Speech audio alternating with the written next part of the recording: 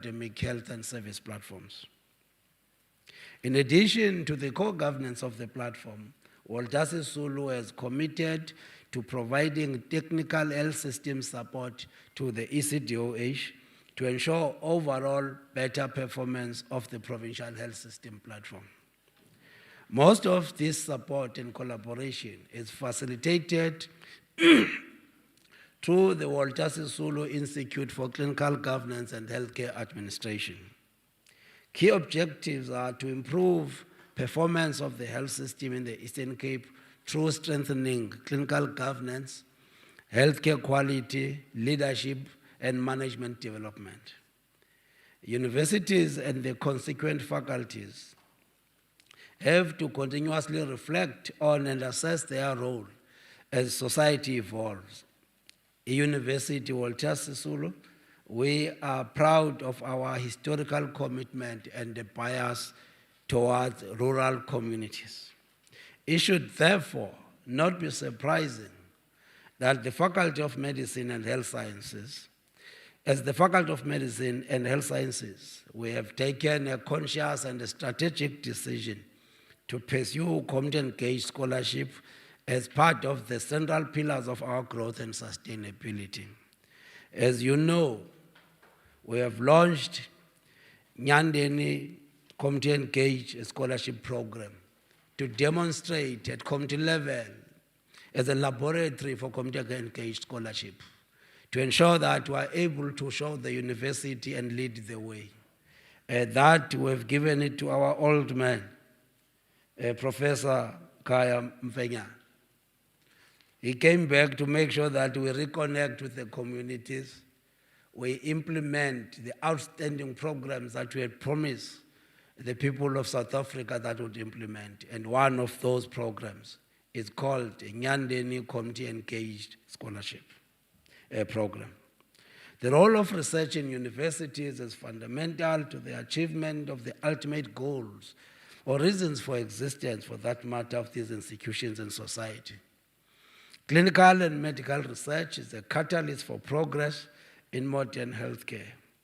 Research in critical areas ensures the safety and efficacy of new treatments, validates life-saving breakthroughs, shapes evidence-based medicine, and influences public health policy.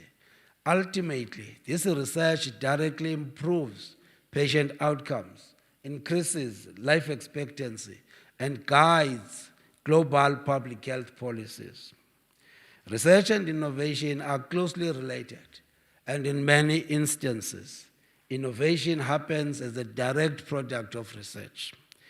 Innovation at its core is about ability to conceive, develop, adapt, deliver, and scale new products, services, processes, and business models for the purpose of improving the material conditions and systems of communities and nations.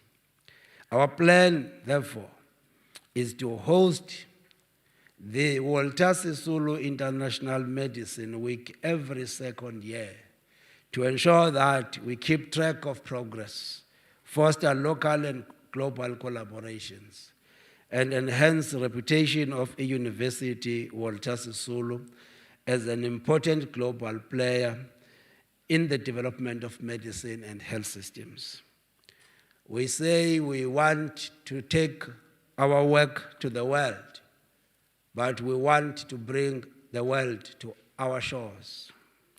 I wish, therefore, to express my sincere gratitude for this opportunity, but also to all of you for gathering today to listen and gain better understanding of our work in the past 40 years. We hope to learn from this work in order to shape the future. Ndithi ke xa ndiyeka ndithi ntinga ntaka ndini. Ndiyabulela.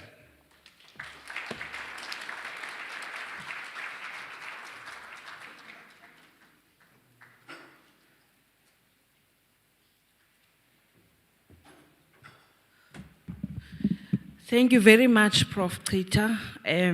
I think we do have a limitation of time, and I just want to acknowledge your talk and to say that we've heard, and I think you've set out the roadmap for us for the conference. Without further ado, I'll call Professor Steve Mulawa to come up so that he can introduce our guest speaker. So Prof. Steve is the academic head of general surgery at Walter Sisulu. He's been with Walter Sisulu almost all his life as a surgeon.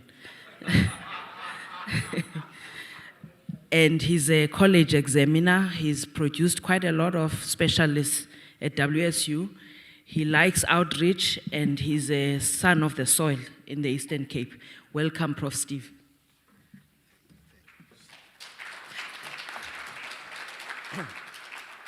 Yes, good morning, colleagues, ladies and gentlemen.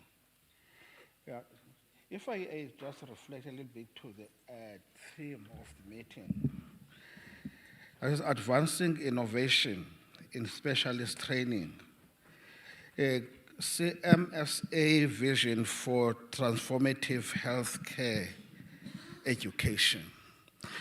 I think the organizers of this meeting could not have chosen anyone more better than Professor Koto to present this topic. Professor Koto is a pioneer in minimal invasive surgery. He has undergone training in robotic surgery. Amongst his activities in minimal invasive surgery is laparoscopic, trauma surgery, peritonitis, and many other minimally invasive procedures. And Professor Koto believes that during the next 10 years and beyond, doing open surgery will be a criminal offense. Will be locked in jail for 10 years. Yeah. Yeah.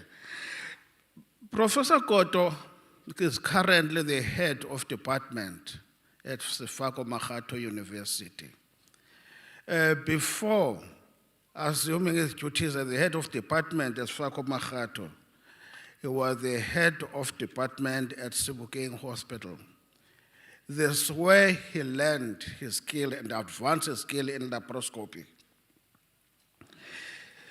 Professor Koto has served in various associations, amongst others, Surgical Research Society of Southern Africa as a secretary, as Association of Surgeons of Southern Africa, the Pan-African Association of Surgeons.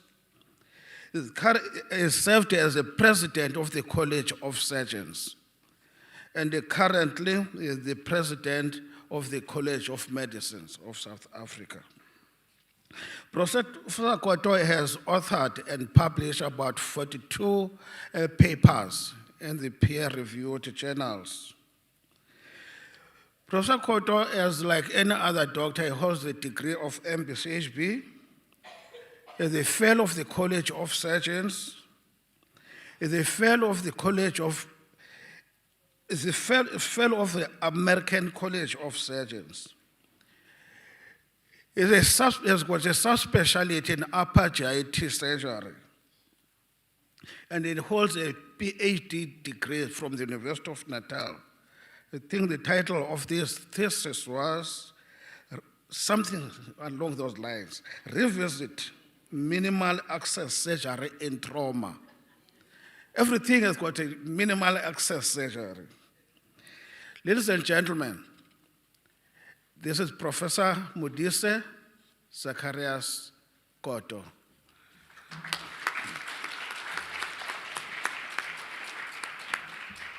Thank you very much. We look forward to your talk. I'm sure it will continue from the AI innovative talk we heard about yesterday. Welcome.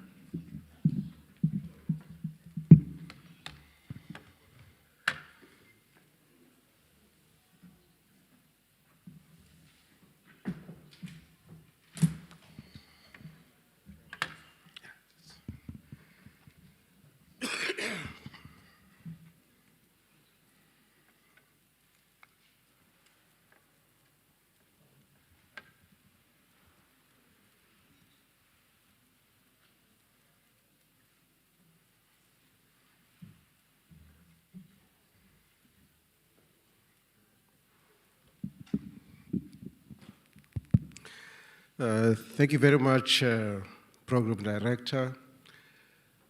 To my friend and colleague, Professor Steve Molawa, thank you very much for those kind words. First of all, I would like to acknowledge and recognize the leadership of the University of Walter Sisulu, the Vice-Chancellor in absentia, the Executive Dean, Professor Wesley Klita.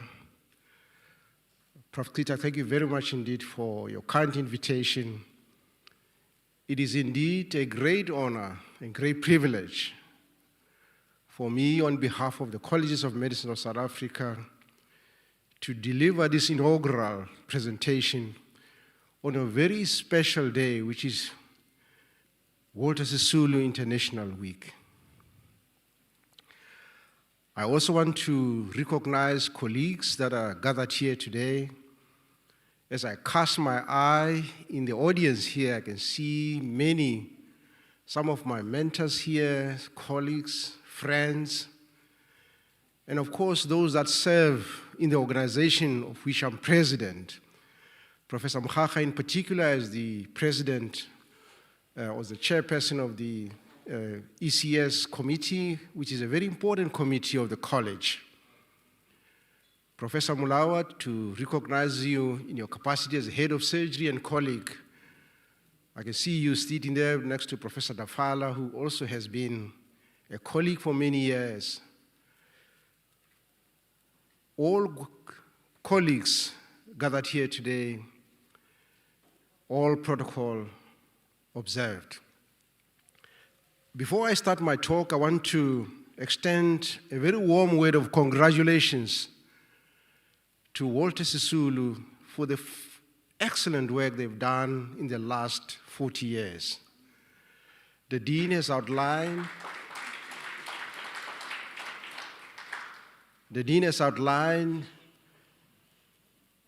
very comprehensively of the successes that this faculty has achieved.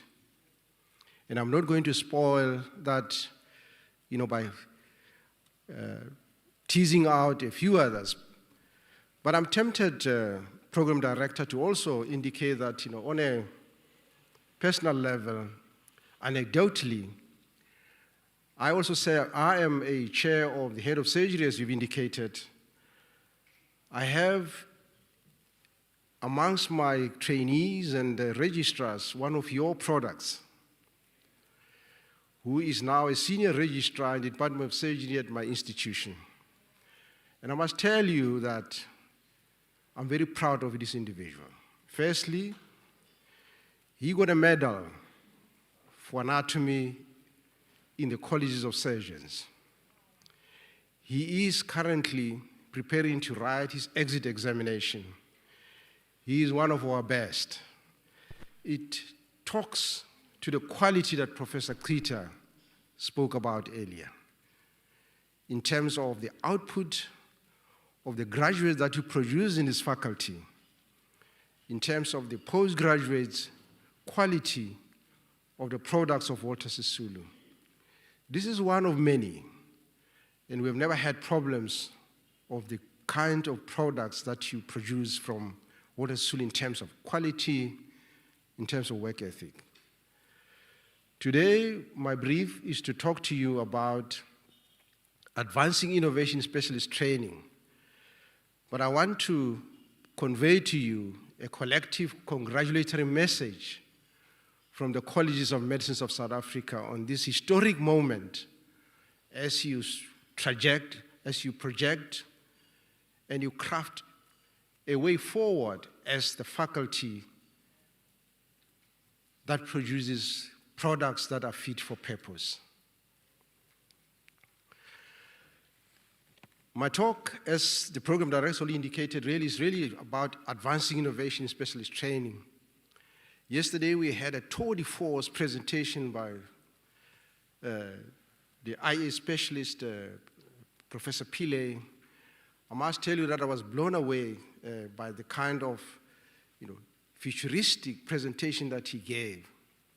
But before I really delve into the talk that I want to present this morning, I want to briefly take you through what the CMSA is and what the role and purpose of the CMSA is. The CMSA is both a national examination body, and it also sets standards for examinations.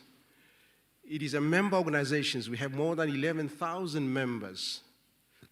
It supports and develops the professions of specialists, and its purpose is to uphold excellence in clinical skills and ethical practice. Is to also ensure high standards in specialist examination, professional integrity and competence.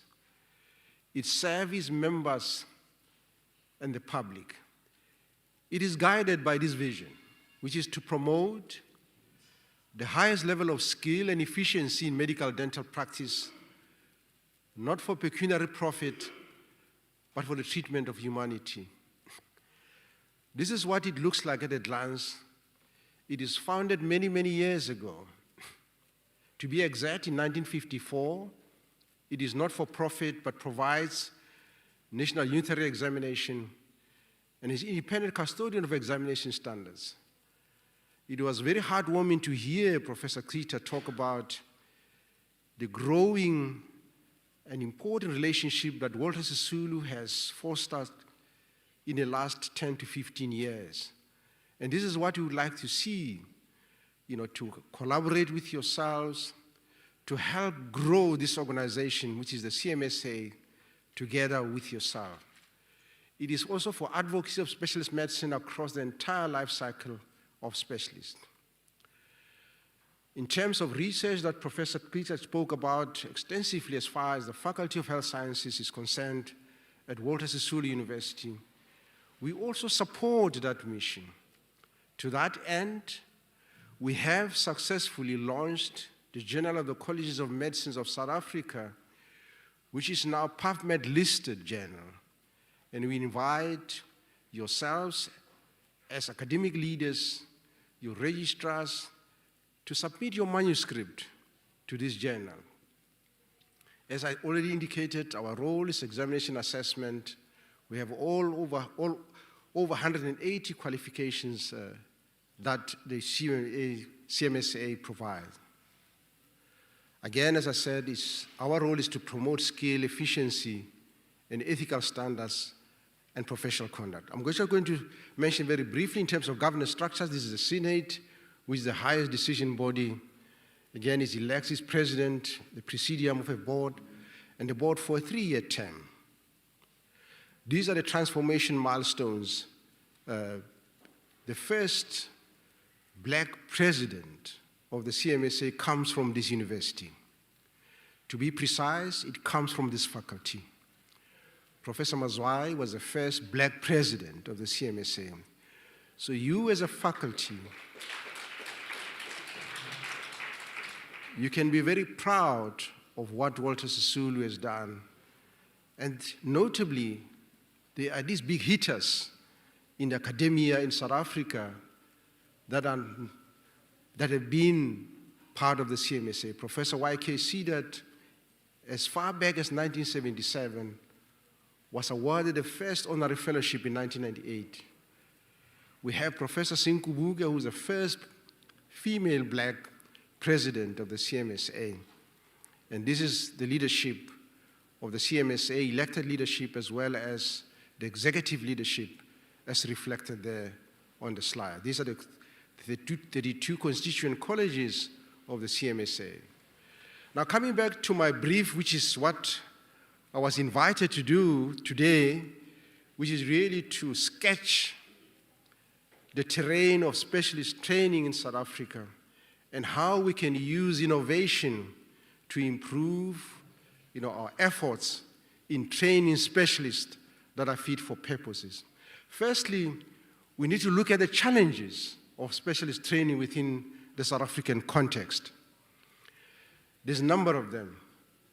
There's limited training infrastructure, and that, I'm sure, as many of us do in South Africa, we are aware of the lack of adequate facilities, lack of modern equipment, resources that are really critical in training individuals that are fit for purpose. There's also geographical disparities. And Walter Sisulu is one of those universities that is, again, on the other side, of the mainstream activity in terms of economy. Again, most training centers are concentrated in urban areas. Trainees in these areas have difficulties in accessing experienced mentors, quality training. But you've managed yourself as Walter Sisulu. But these are the realities of South Africa. Because even in urban areas, mentors often go for the better paying efforts and opportunities in the private sector, so leaving trainees really in desperate need of people to guide in them. So what I hope to cover today, this is the roadmap I want to look at today. We'll start first of all by examining the urgent case for change. Because if you're looking at mentors, I can see Professor Chitney is here. These are some of the really well-established mentors that are there. But again, many of them are nearing retirement age.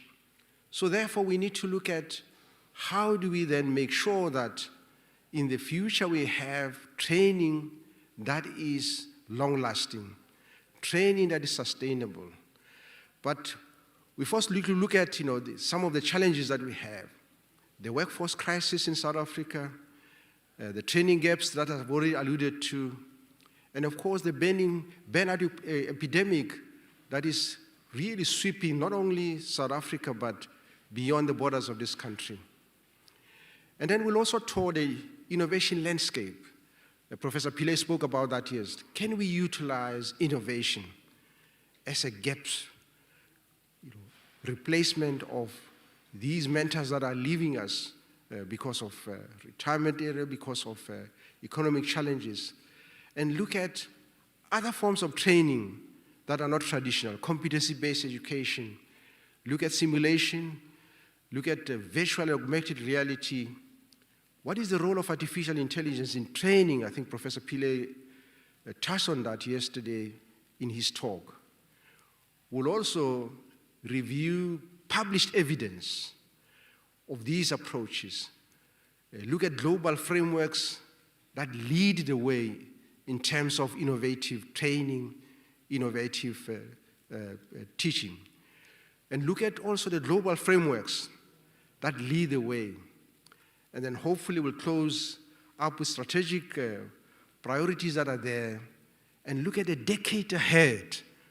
As you look yourself at 40 years past, but look at decades ahead of innovative training, something that is going to help us become sustainable in the future. I've highlighted some of the challenges in South Africa, but also beyond South Africa, there's other challenges. Now, this is the American Association of Medical Council in 2024 that projected 124,000 physician shortage by 2034. That data, we don't have it in South Africa, but I'm convinced that it is not any better in South Africa. If anything, it is worse in South Africa. And if we look at the United States, there are many states that are facing shortages of manpower. And meanwhile, the American Association also reports that nearly 63%, which is almost 2/3 of physicians, experience burnout symptoms. These are individuals that are no longer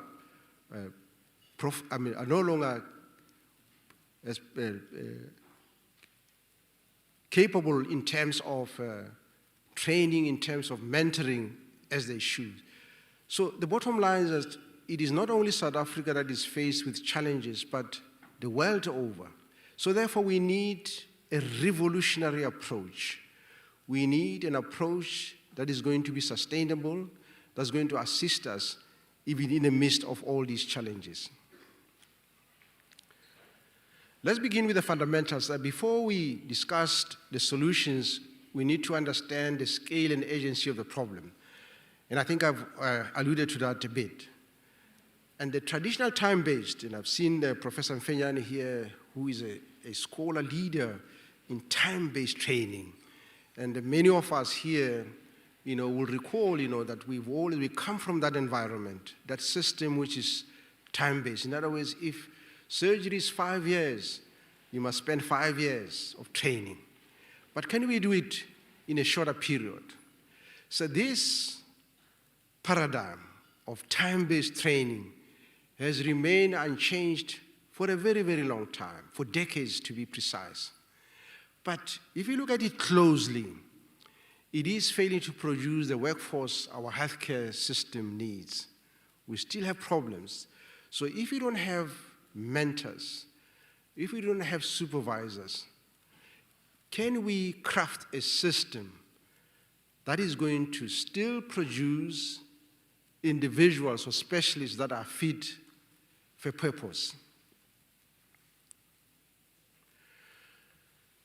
There are 4 structural gaps that we can identify in traditional training, and these deserve attention. Then, firstly, the time-based progression. This approach assumes that everybody, learns at equal speed, equal rate. In other words, if the training in neurology is 4 years, everyone 4 years. By 4 years, everyone shall have mastered, what is required in neurology. If it's ENT, it's 5 years. This time-based model assumes that by 4 years, everybody shall have achieved the competency that is required by the ENT surgeon in 4 years. And we know that this is not true. There are people who learn quicker. There are people who learn less quicker. There are people who learn what we would term average pace, for example. Anecdotally, over the years as we train, we see these individuals. I remember very fondly some years ago, I had this registrar whom we trained. You'd show him a few cases. After 6, 7 cases, the way he'd operates even better than me. Very quick. He just took on it. It's almost like driving a car. There's somebody who will take longer to master the art of driving a car. But somebody within hours or so takes off. These are the individual's ability that we all possess. So the time-based training does not recognize that. Basically says everybody 4 years. But somebody can do it in 2 years. Somebody does not do 4 years, needs maybe 8 years. So these are the things that we need to look at. It also provides a one-size-fits-all. One-size-fits-all, everybody goes through the same. The individual but may not need the same steps to achieve the same level of competency. And there's a persistent disconnect between where we train physicians and where they are mostly needed. These aren't a new observation, but evidence that the current model isn't working and has reached what many call a crisis point. So therefore, we need to relook at it and see how do we tweak it, how do we make it relevant going forward. Now, I've outlined the problems. Now, what are the solutions? The range of innovations, firstly from pedagogical frameworks that we are all accustomed to cutting-edge technology that we heard about last night at dinner presentation. And all of these converge to reshape specialist training. And what I want to do this morning is to walk you through the 4 major pillars, which is competency-based medical education. I also want to touch on simulation. I want to touch on virtual reality, augmented reality, artificial intelligence as well. Now, looking at the competency-based medical education, this, ladies and gentlemen, represents the foundational paradigm shift. This is really a revolution, to put it mildly.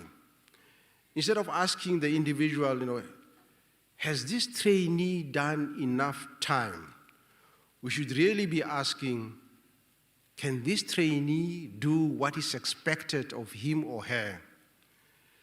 And to be able to achieve this, there are three pillars that support this. Firstly, the observable competencies that we can critically assess.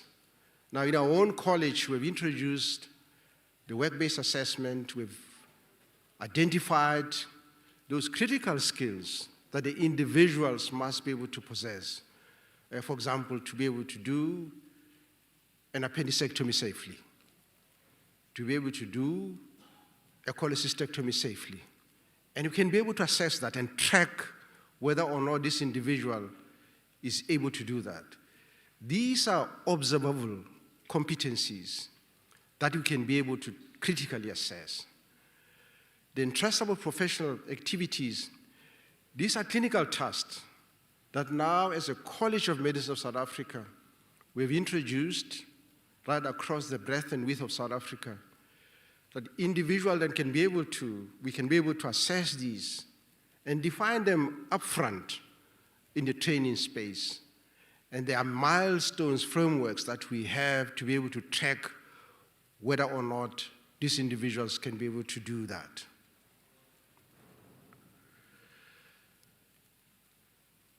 To train, for example, in somebody how to do an inguinal hernia, I'll keep on referring to this because I'm a surgeon. You know, it's nice to have a patient there, but there are also risks involved in these individuals.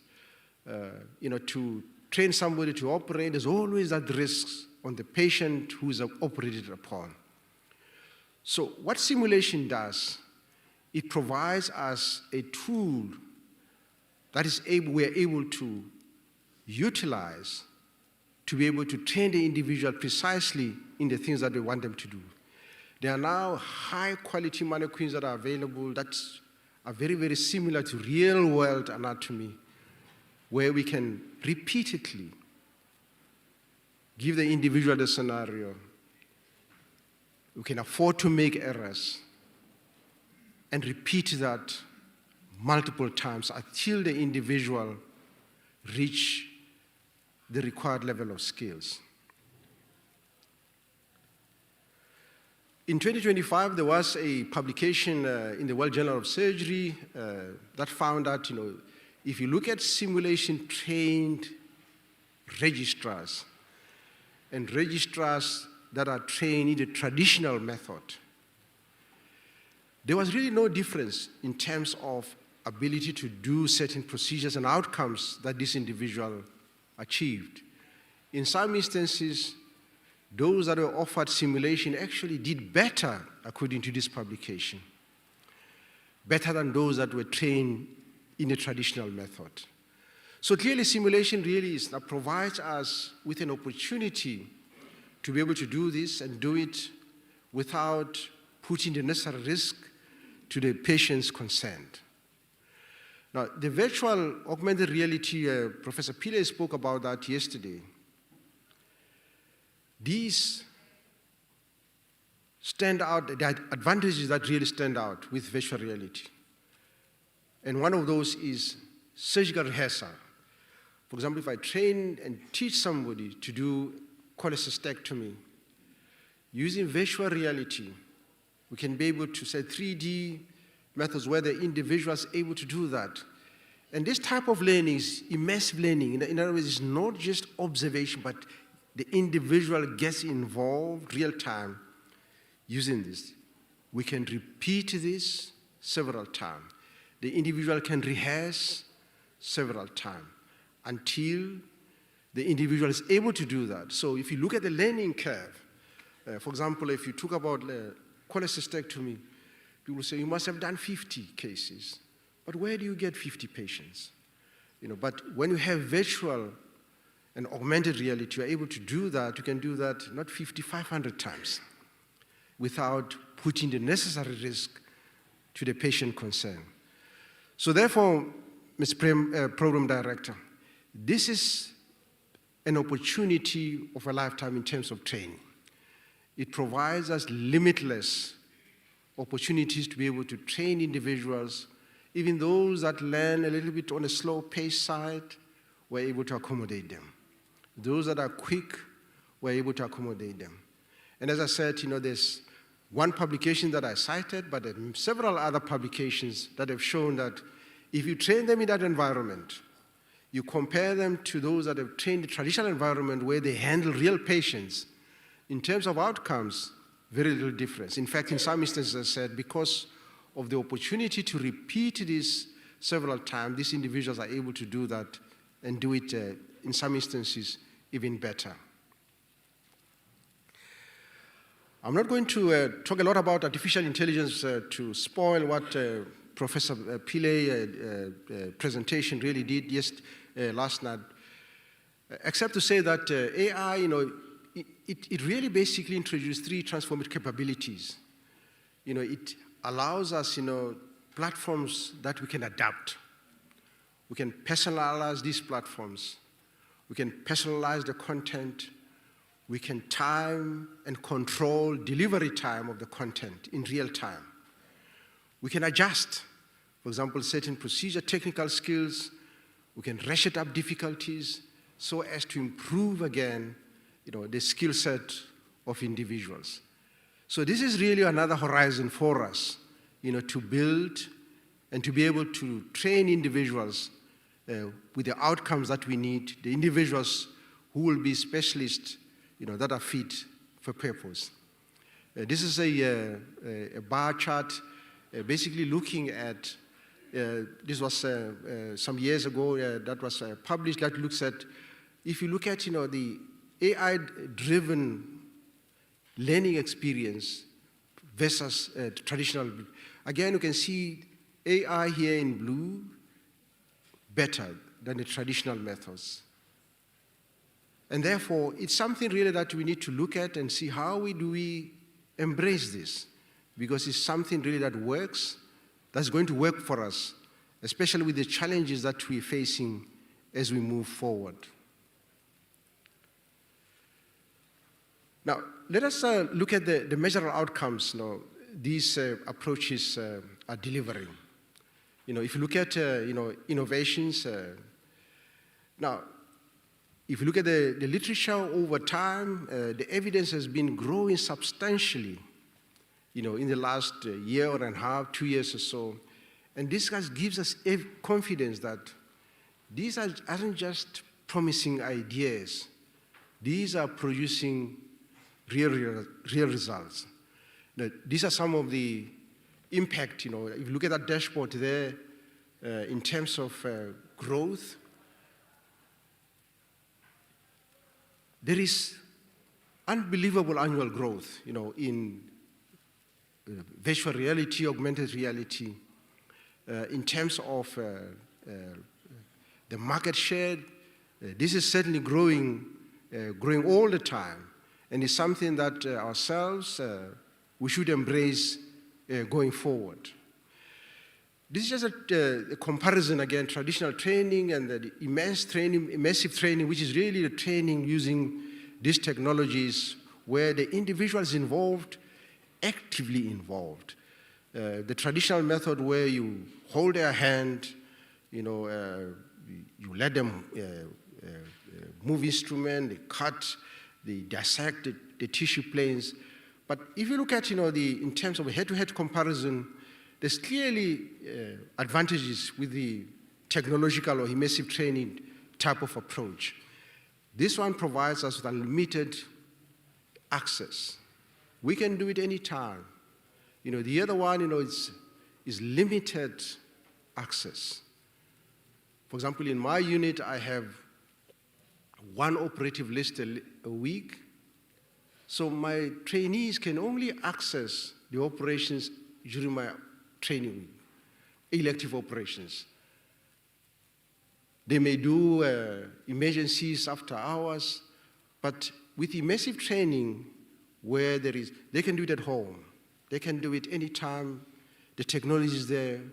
It's something that can be done all the time. So therefore, in terms of access, it provides unlimited access. It's also scalable, and it's accessible anywhere. As I said, you can do it at home anywhere. But very importantly, we can standardize it. in a traditional method, it depends, people like Professor Mfenyana who are very good, Professor Mulawa here was very good. The registrars are very lucky to work with these individuals. Sometimes it may not be individuals that are very enthusiastic, individuals that are in terms of mentors, and we've heard this many times, I want to be in so-and-so's firm, because they know this individual is more available, is likely to give them opportunity to operate more than the other mentors. So with this kind of technology, we standardize that. So it's not like I want to be in Professor Mulawa's firm. I can be in Professor Klita's firm, anybody's firm. We standardize that. But very importantly, we have data that you can harvest and be able to utilize, for purposes of improving for the future. This is active. It's active. It's learning that is active. In terms of cost, apart from the original capital cost, there's really low marginal cost as opposed to real patients that we have to operate, they have to be admitted, cost, financial cost, human cost. But this kind of approach, in terms of cost long term, it is something certainly that will assist us going forward. But we don't have to reinvent the wheel. Let's look at, what other people have done, outside of this country. As we know, innovation does not happen in isolation. And the most successful transformation, especially training, are guided by established frameworks and cross-institutional collaboration. Professor Klita spoke about the PhD collaboration with one of the universities. Similarly, in training, to collaborate with our sister institutions, colleagues from outside of this country. Now, the global landscape of best practices, what others do in terms of this training. This is the accredited American Accredited Graduate Medical Education Committee in the United States. And this is the Kenmans in Canada, the American Association of Medical Colleges, and WGAGE. These individuals certainly have come up with what certainly can assist in going forward. Now, what is notable is the American College of Medical Associations came up with 6 competencies, especially in training, that really cuts across discipline, whether you are in urology, whether you are in pediatrics, whether you are... They define these 6 competencies that are critical in developing the specialist that is fit for purpose. And I'm not going to mention all of them, but one of those is professionalism. So in other words, can this individual that we train exhibit professionalism, ability to work in systems, skills, knowledge? And these are the things that collectively defines a specialist that is fit for purpose. So whatever we put together, we aim to achieve these competencies that our colleagues from other parts of the world have already defined for us. We don't have to reinvent the wheel. And whatever system we place to making sure that we train quality individuals is able to achieve these competencies going forward. And this is what the College of Medicine of South Africa is trying to achieve with their work-based assessment, to define for ourselves these competencies. They say these are the competencies that we want to achieve, and these are the milestones that we want to put in place to making sure that these competencies are achieved.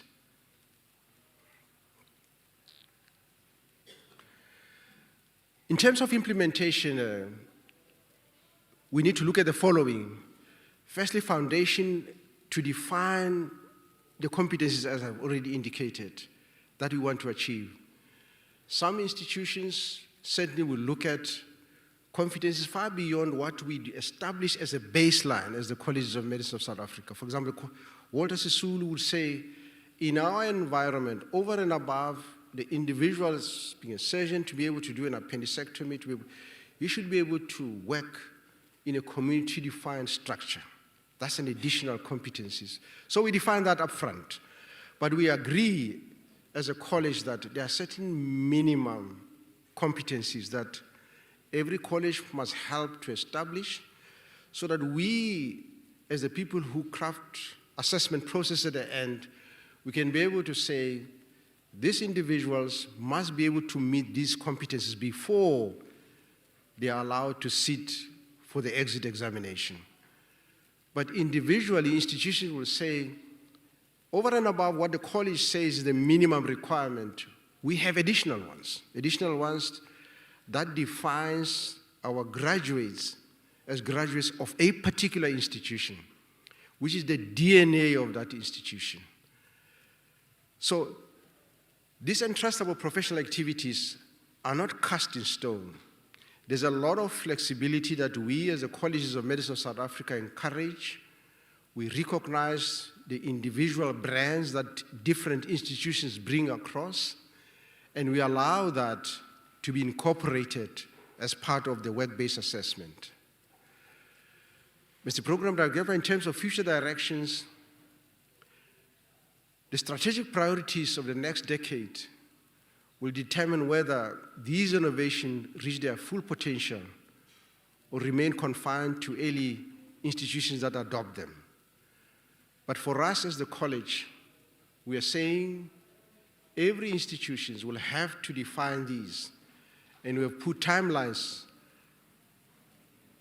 by which every institution will be able to come forward with what they consider as the entrustable professional activities, those clinical skills that you say a graduate of Walter Sisulu in pediatrics must be able to do 1, 2, 3, 4, 5, 6.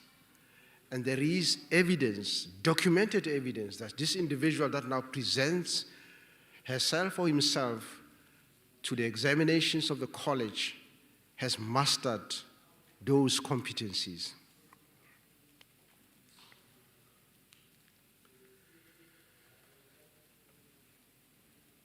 There are 5 strategic priorities that stand out.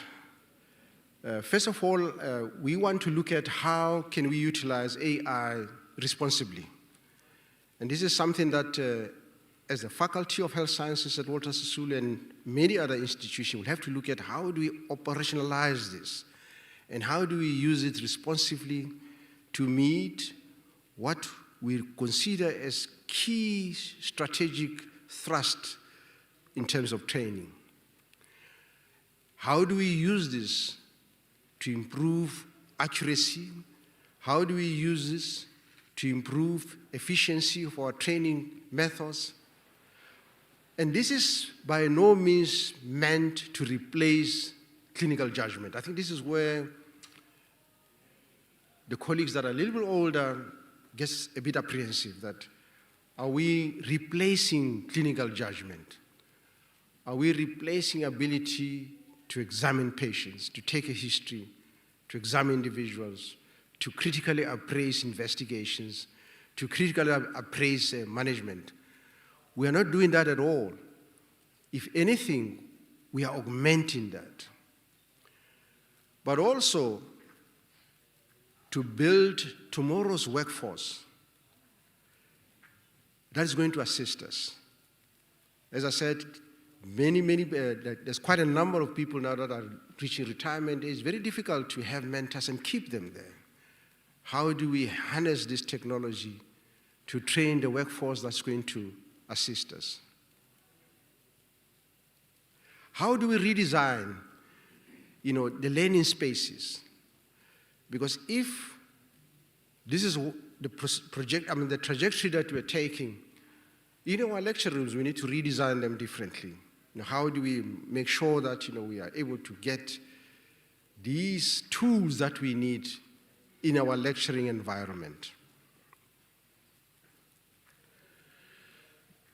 To close, Mr. Program Director, the future of special training is not a distant aspiration.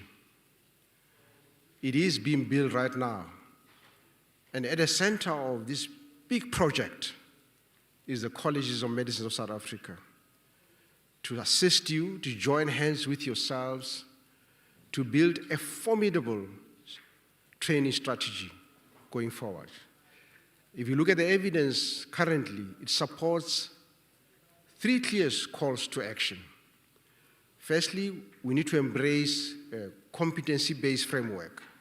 So in other words, it's not about have you finished 5 years of obstetrics and gynecology, but what is it that you can do? Can you do A, B, C, D?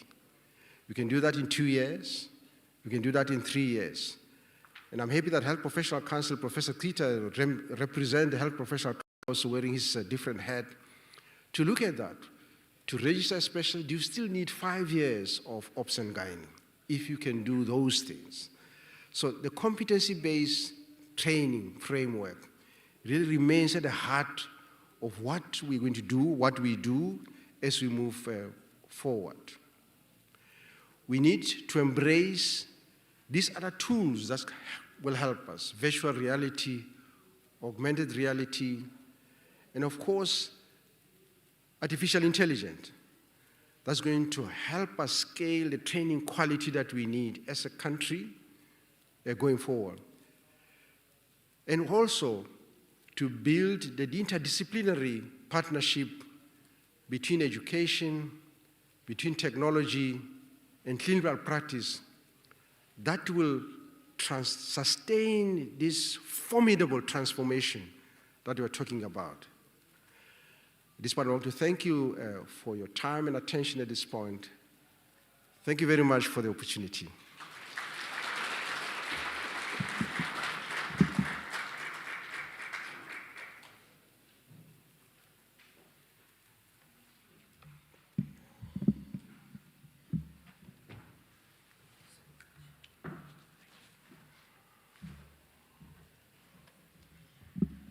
Thank you so much, Prof. Koto.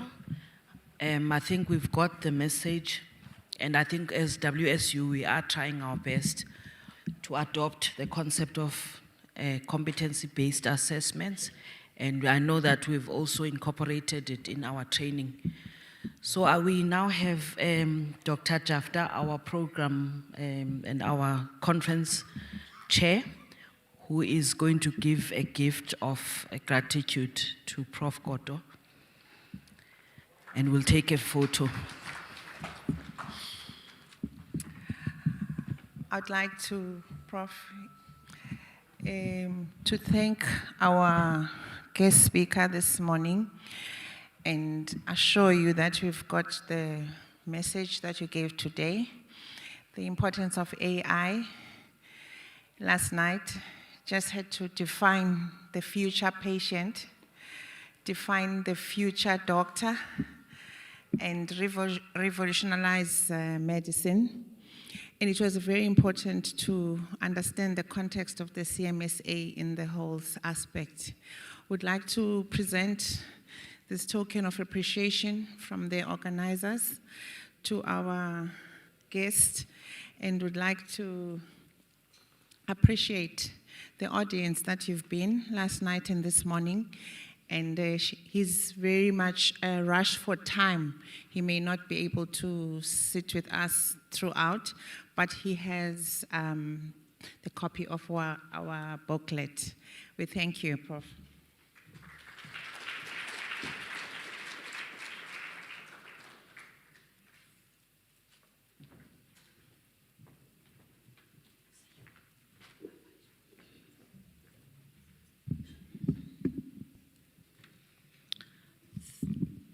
Thank you very much. In terms of tea, there will be announcements by row as to when we will have tea. But for now, our program is quite packed. We will continue.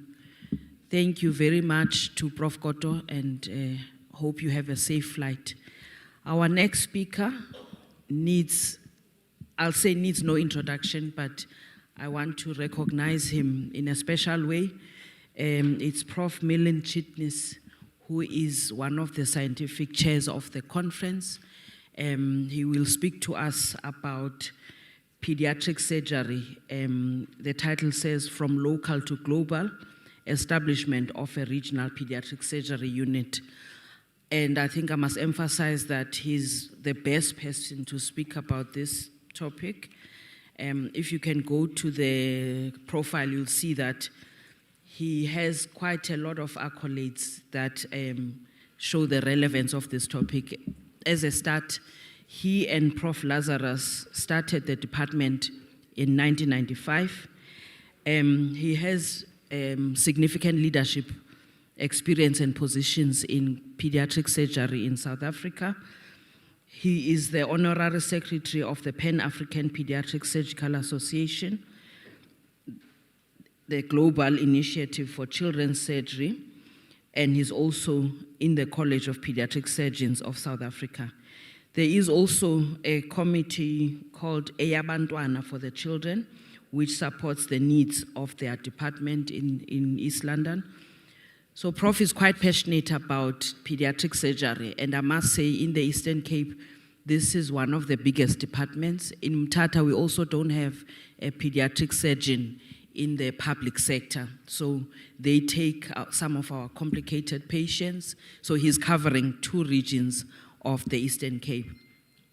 And also we've had to send some of the people from that side to come and train. So a lot of the pediatric surgeons in the province and maybe even in South Africa have come through his hands for training. So Prof, welcome. We look forward to hearing from you.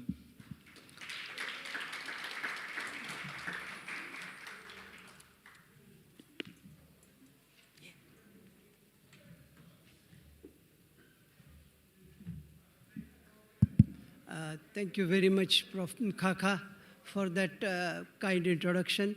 And thank you, Dr. Jafta and our Honorable Dean, to give me this opportunity to share the story of our department. And it is intermingled, or it is intermixed with my personal story. I'm a children's doctor. I like listening to the stories since childhood. And I like telling stories. So after Prof. Koto's illustrious talk, this is just going to be a bit of interesting story to hear to. And I'm so glad that people who I respect a lot and have learned a lot over the years. I saw Professor Fenyana was here. I see Professor Hofmer is here. And I mean, my distant vision can't allow me to see. I saw Dr. Jamba here. So these are really pioneers in the field of medicine, surgery, at Frere Hospital, Cecilia Bakiwane, Kugompo City, and the university. So I'm just consider myself fortunate. So, where must I point this pointer?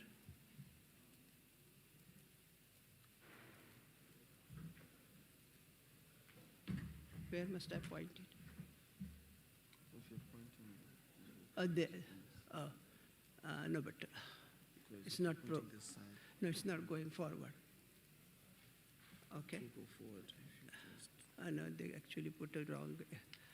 My apologies for the first slide. That was the last but one version, and I think that was what I had emailed to the technical team yesterday, and I had corrected it, so please accept my apologies.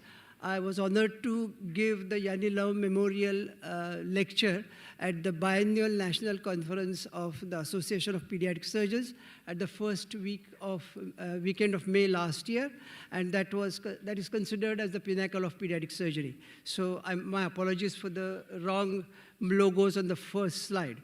So I just have a few people to acknowledge. One is our brilliant executive dean, Professor Vezilet Kita. I know him since he was the CEO or the clinical director at Frontier Hospital, because we used to work together for our outreach. Next, very important lady I must thank is Dr. Jafta, the associate dean for the Central Deanery, and she had this vision of International Medicine Week. And Jeff John, I was the right-hand man, Jeff John was the left-hand man, And we just couldn't believe till we were there at the welcome dinner last night that this miracle can happen.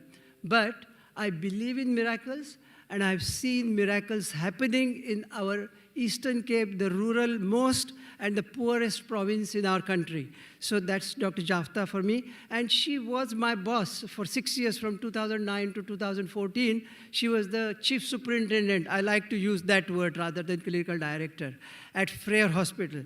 So I'm also thanking the Department of Health Eastern Cape, and I chose the name of the current Honorable MEC. She didn't employ me. I was employed long back on the 1st of February 1995, and I believe Dr. Trudy Thomas was our first MEC of Health at that time. But I think Ms. Kapa represents the ECDOH. And we had an MMC, Ms. Noma Africa Makongo, representing the mayor of Buffalo City, because our two hospitals are situated here. And I really thank Makulus of all the little children who come from deep rural areas of Eastern Cape, as far as 500 kilometers Aliwal North, just next to Free State, and just Coxstad, as close to KZN, much closer than us. And they come with hope, and they come with a faith that if they come to the Department of Pediatric Surgery at Frere or Cecilia Makewane Hospital, they will get fair treatment. Then I must thank all my little kids who are my friends and patients from day 1, kilogram 1 to the year 12, kilogram 100, and special needs children, those with CP, hypospadias, Hirschsprung's disease, the specialist pediatric surgical problems, we look after them up to 18 years of age. So those all patients, I really am very thankful to them. And some of my patients are no small any longer. Some of them are 25, 26, going to the university, sending me pictures of their graduations, and at least a few of them have had children of their own. So I can claim that I've got half a dozen grandchildren. So my colleagues in Kugompo City, I like to use the current name. So all the colleagues, not necessarily the Department of Pediatric Surgery, all other departments, because we are one team. We work very closely with Dr. Harper and his team here at Frere, and Dr. Rashi and her team at Cecilia Makewane, and all other departments like obstetrics and gynecology. I still miss, Prof, your phone calls at least twice a month about when you diagnose a neonatal congenital anomaly in a newborn. So I just miss them, Prof. Hoffman. So I would like to have more such phone calls telling me I've got a 24-week mother who I think has myelomeningocele or something like that. And then I must thank the pillar of strength, who has been a rock-solid lady, of course, behind me for last 39 years, and I'm a happily married man, and I could do what I wanted to do in my career just because my dear wife took a back seat. And our son is special. He has got special needs. We call him God's child. Anyway, and of course, not last or the least, I must thank God for giving me this opportunity, for sending me to this corner in Africa. I didn't know East London. When I was in India, when I was studying, training, becoming a general and a pediatric surgeon, it was apartheid. There was a news ban. So only 4 people from South Africa I knew. Anybody can guess it. One was Mr. Nelson Mandela, second was Archbishop Tutu, a third was Clive Rice, and fourth was Peter Pollock. Because, like any Indian, I'm a fan of cricket. So anyway, we took this African adventure. I'll go further in my story. You will know how my African adventure progressed. Sorry, this is not progressing forward.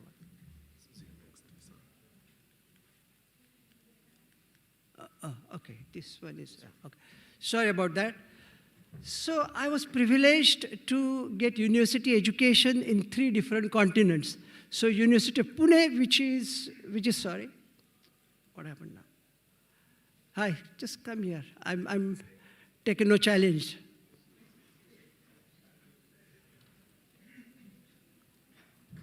can't switch off. Okay, so what did I do wrong? Yeah, just press. No, but you went to the next slide. I don't want to go to the next slide. Okay, so I started my undergraduate and general surgery training in University of Pune. Pune is a big city, industrial and educational hub, about 150 kilometers inland from Mumbai. So I did my pediatric surgery training in Mumbai, which is the capital city and the economic hub of India. I was very fortunate. God gave me an opportunity to spend 14 months at Hospital for Sick Children, York Hill, Glasgow, and that really changed the direction of my life, because you will come to know further in the story. And I was also fortunate to be given an opportunity to write the certificate examination in pediatric surgery, which thankfully I passed in 2004.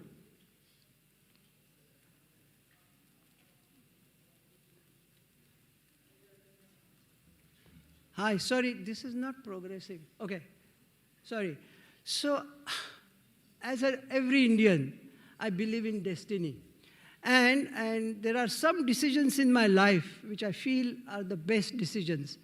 So on the top left is the Grant Medical College and the JJ Group of Hospitals in Mumbai, where despite of financial struggles, I persevered and completed my pediatric surgery training.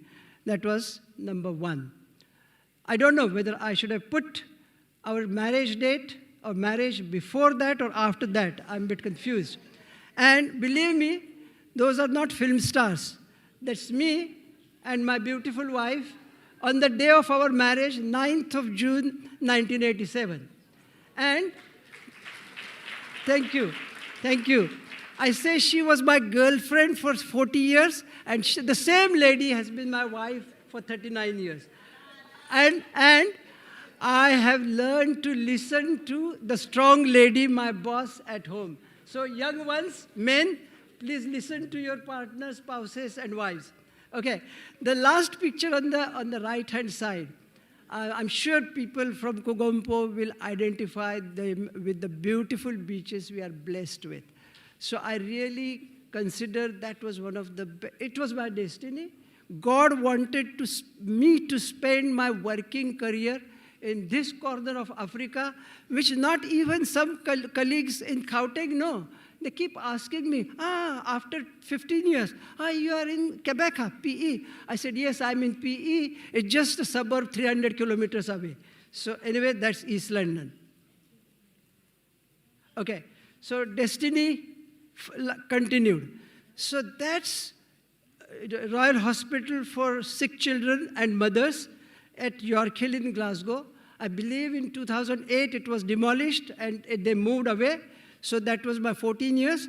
And those of whom who have been here long enough will recognize that's young Dr. Lazarus. He's still young, but it was him, his wife Sheila Lazarus, and our baby son, who was about 4 months old at that time, and 14 September 1994. That was taken in his flat, where he offered me a post at the old Sisulu Makewani Hospital, my beloved hospital, and I was telephonically interviewed for the Siska Medical Council for registration, and by Superintendent of Nampumalelo Hospital, Pedi, for my job. So I asked the professor there, who was my mentor, and he said he had been to South Africa. He said, if Colin is giving you a job, just close your eyes and dive deep in Africa. So that's how I'm here for 31 years. Oh, that's sorry. Guys, these slides are not going forward. Huh? I'm sorry. Yeah, okay. Sorry. It's just me being slow. So we landed here 1st of February, 1995. Am I taking too much time? Sorry. I'll cut through. Dr. Mkhaka has disciplined me. So that was Sisulu Makewani Hospital, the old building, Frere Hospital, and the brand new building since 2017, Frere Hospital.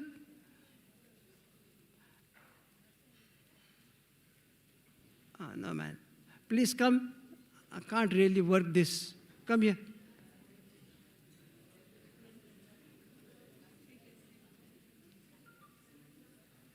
The slides just don't want to progress. I can't work with this.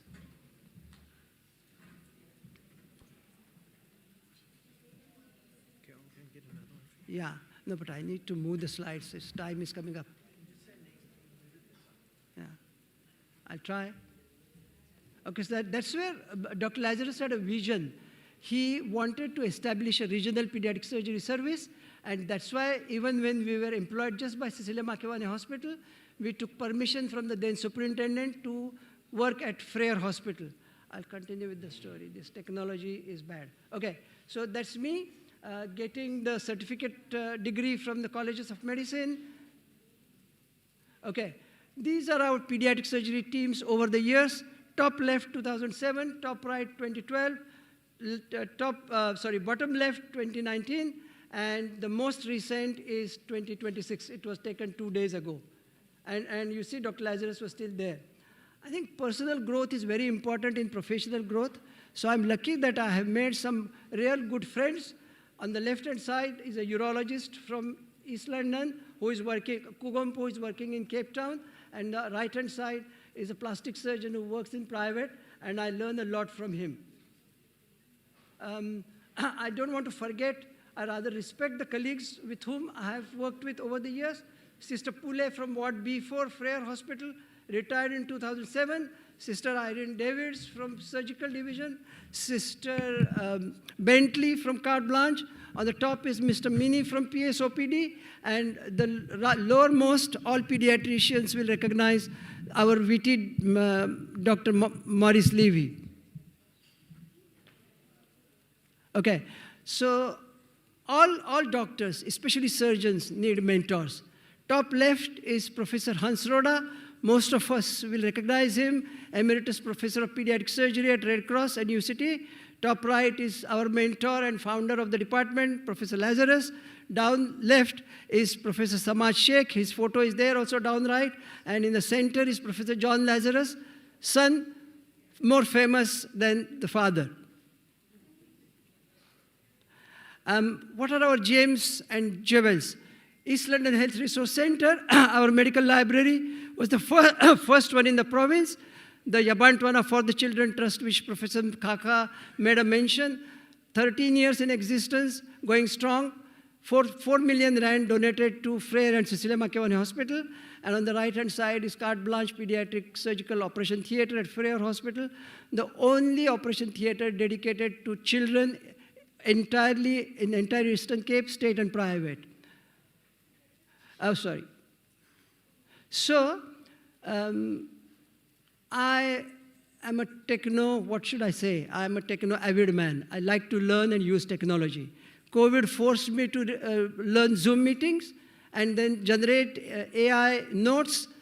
I have my own YouTube channel, and that has about 52 teaching videos on pediatric surgical lectures, which I conducted for 5 years, free to access. On the right-hand side is CMSA eLearn platform. All those videos are there, free to access on CMSA. I use the social media, not to show off my new car or my flashy shoes, but just for educational purposes. And everybody will agree, I've kept X and Twitter in the right lower corner because most of us hate Elon Musk. Yeah, sorry.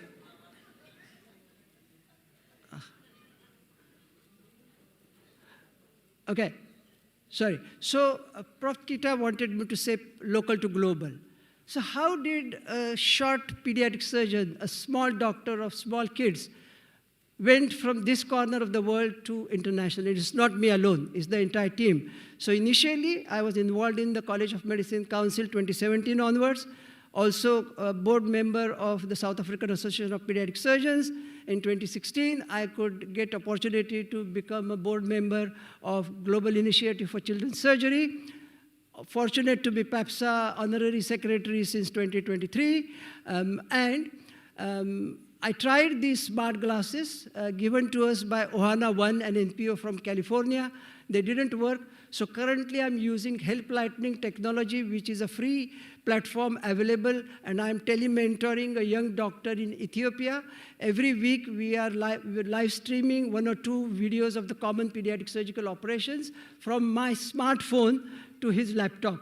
So that is an ongoing study. It will finish in the next week or 2, and then we will publish it.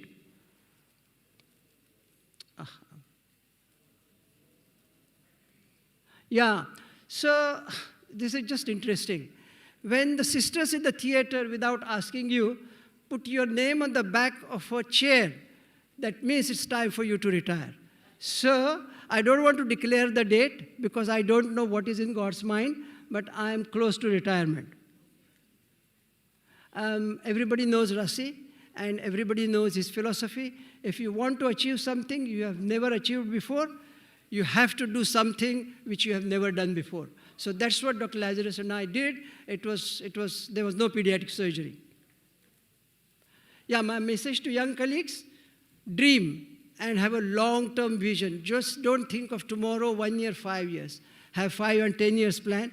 Be ready to sacrifice and work smart. Don't work hard. Consider yourself very fortunate to have a job and a house and a car. Health science is not only a science, it's a science and an art. So learn to practice this as an art. Consider the place of work as a place of worship. So I don't go to temple. I go to Sisulu Makiwane Hospital and Frere Hospital. Those are my temples. Men here, men surgeons, please reduce your egos and learn to learn from your juniors. That's absolutely mandatory. And all of us, please look after yourself, physical and mental well-being, but have fun at work every day. Don't come and sulk at work. And remember, in Africa, Umuntu, Gumuntu, Kabantu.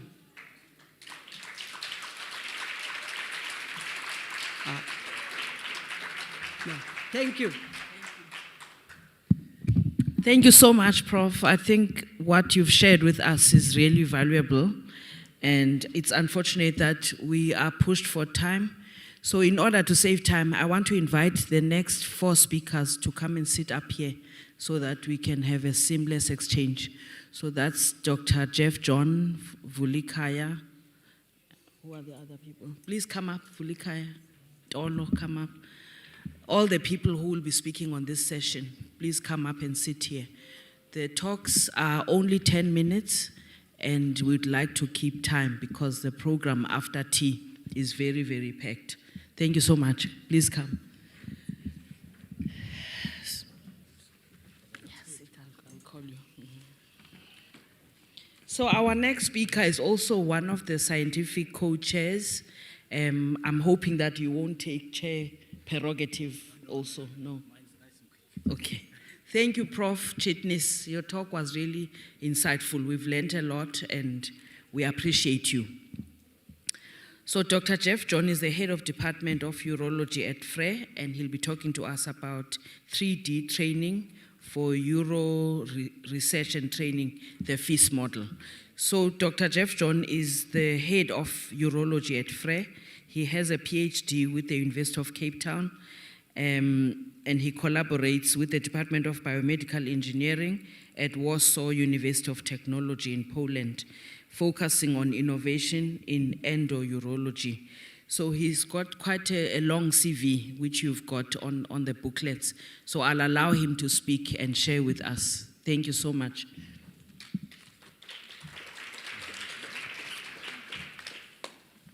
Thanks, Prof, for the introduction. So I'm not going to take the chair prerogative, and but going to keep this nice and quick. So I'm going to share a part of the research that I did last year, and it's about 3D printing in urological research and training. And it's a model that we created in-house at Frere, and we called it the FIST model. What FIST stands for is the Frere Intrarenal Surgery Trainer. So just for the non-urologists, so this is a CT scan of a patient, and the red arrow actually shows a kidney stone, a large kidney stone in the lower pole of the kidney. And as one can imagine, the prevalence of kidney stones over the years has been increasing. be it because of our Western diet or because of increased screening, we've been actually diagnosing kidney stones much more frequently. And generally there are, apart from the conservative treatment options, generally there are 3 surgical options for these patients. The first one is PCNL. So that is when we go in percutaneously and attend to the stone. The second one is extracorporeal shockwave lithotripsy. This is where we shock the stone from the outside to break the stone up and let it pass on its own. And the third one is retrograde intrarenal surgery, and that's where my model is useful. So retrograde intrarenal surgery is essentially passing a scope all the way up into the kidney and lasering the stone and leaving a stent in to let the stone and the stone fragments pass by themselves. However, this procedure isn't without complications, and because of that, studies have shown that around 50 cases need to be done before one can be comfortable in doing retrograde intrarenal surgery. But furthermore, studies have shown that up to 100 cases are needed for patients to be complication-free. So there's quite a steep learning curve.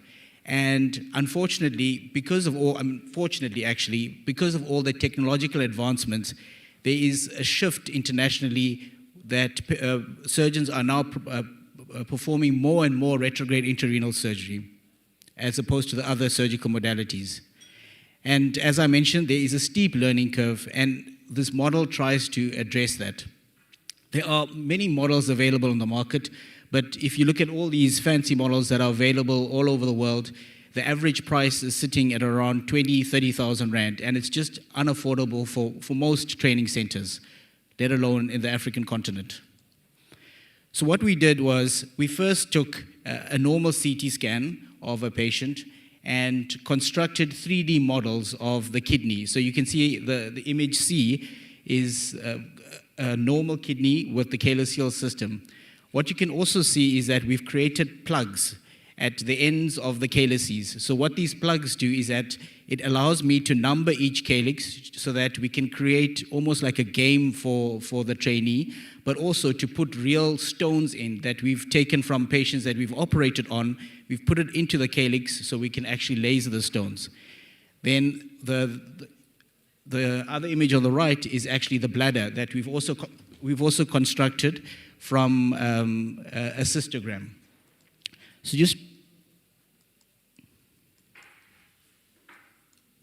this is the setup that we used. So it's just literally a box that, and you can't see the kidney, you're completely blind as you would be in an endoscopic setup in theater. And we went on to validate this model and we basically, first, those are just the processes that we do to attend to the kidney stone. So we've got the 2 ureteric orifices. So these are the holes, for lack of a better word, that drain the urine from the ureter into the bladder. So we first need to identify them with the scope. Then we put in a guide wire into the ureteric orifice. We put in a sheath all the way up to the kidney, and then have a look into the kidney. So those, in picture D, you can see those are the calyces.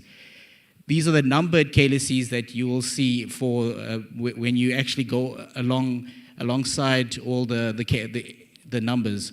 That's the stone with the laser fiber, and that is us after laser lithotripsy. And this last picture is actually showing us basketing stone fragments out of the kidney. So just to give you an idea, this is just a short video to explain. So here we identify the ureteric orifices, putting in the guide wire with the scope. A sheath is going now over the guide wire into the kidney. That's the sheath, and now we're in the kidney and we do a rhinoscopy, which is to essentially identify all the calyces. So you can see we go through all the calyces and each calyces is numbered. So when we did the validation study, we'd give the trainees certain time limits to identify the calyces.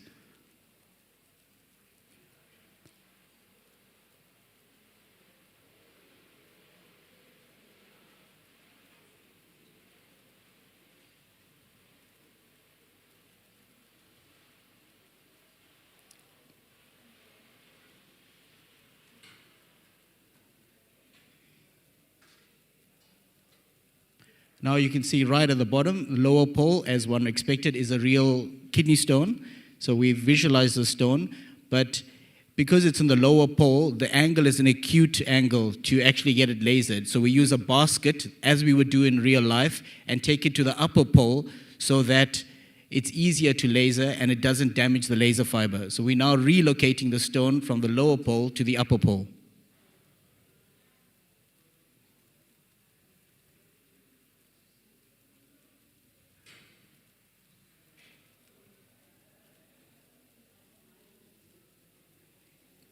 Once that is done, we bring in the laser fiber and we start lasering the stone. So that's, again, it's a real laser fiber that we use as we would do in a real patient.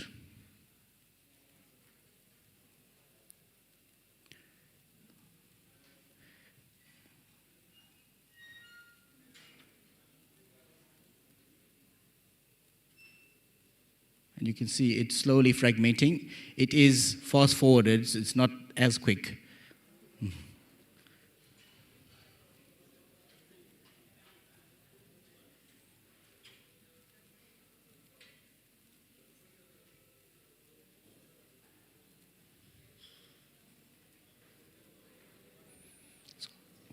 There we go, and the dusting is complete. And then usually what happens is that these fragments, or what we call dust, passes on its own. So this is just an extension of the video to show how similar it is to a real-life situation.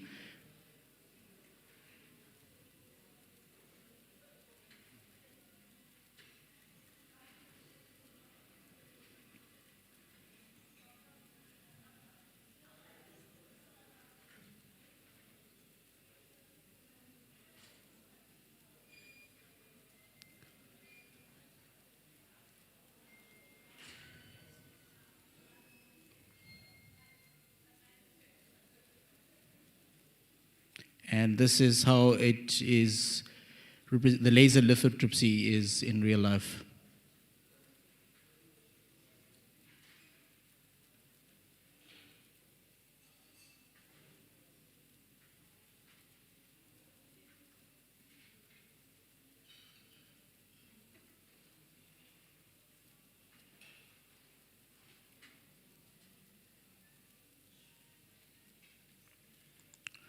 All right, so just quickly to end off, the results of a validation study, we used 40 participants that were well-versed in performing this surgery, 15 consultants and 25 registrars in their final year of training. And we actually found that this model performed really well in all aspects of retrograde intrarenal surgery. And just to conclude, this model performed well, and it's got many other advantages. It's cost-effective, it's a high fidelity of simulation, it's completely portable, durable, reusable, and compatible with all standard ureteroscopes and instrumentation. It gained a little bit of fanfare, and we've had a request from the CMSA through the College of Urologists actually to develop this model and get this to every single urology training academic unit in the country. So we're in the process of doing that. So we've also trying to develop the model where we can show certain kidney abnormalities, so people are are able to test it in, say, for a horseshoe kidney or a duplex system. All right. Thank you very much.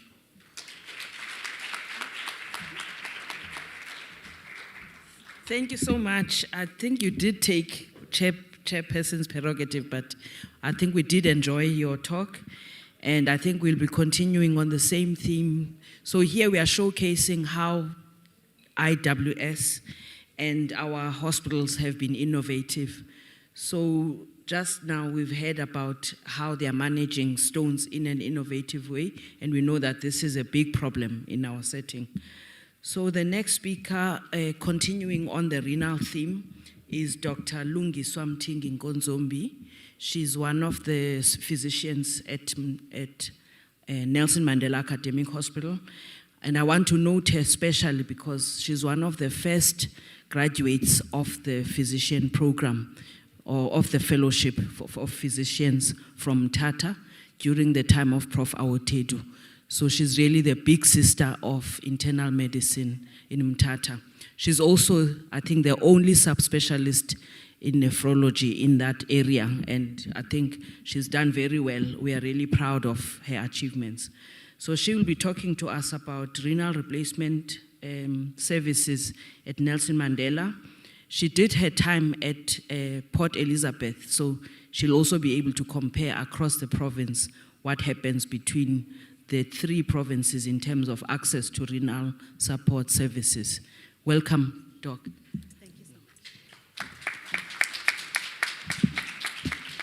much. Thank you, Sisbusi, for that kind introduction, and I'd like to thank the organizers for the opportunity to share the podium. It's been even from last night.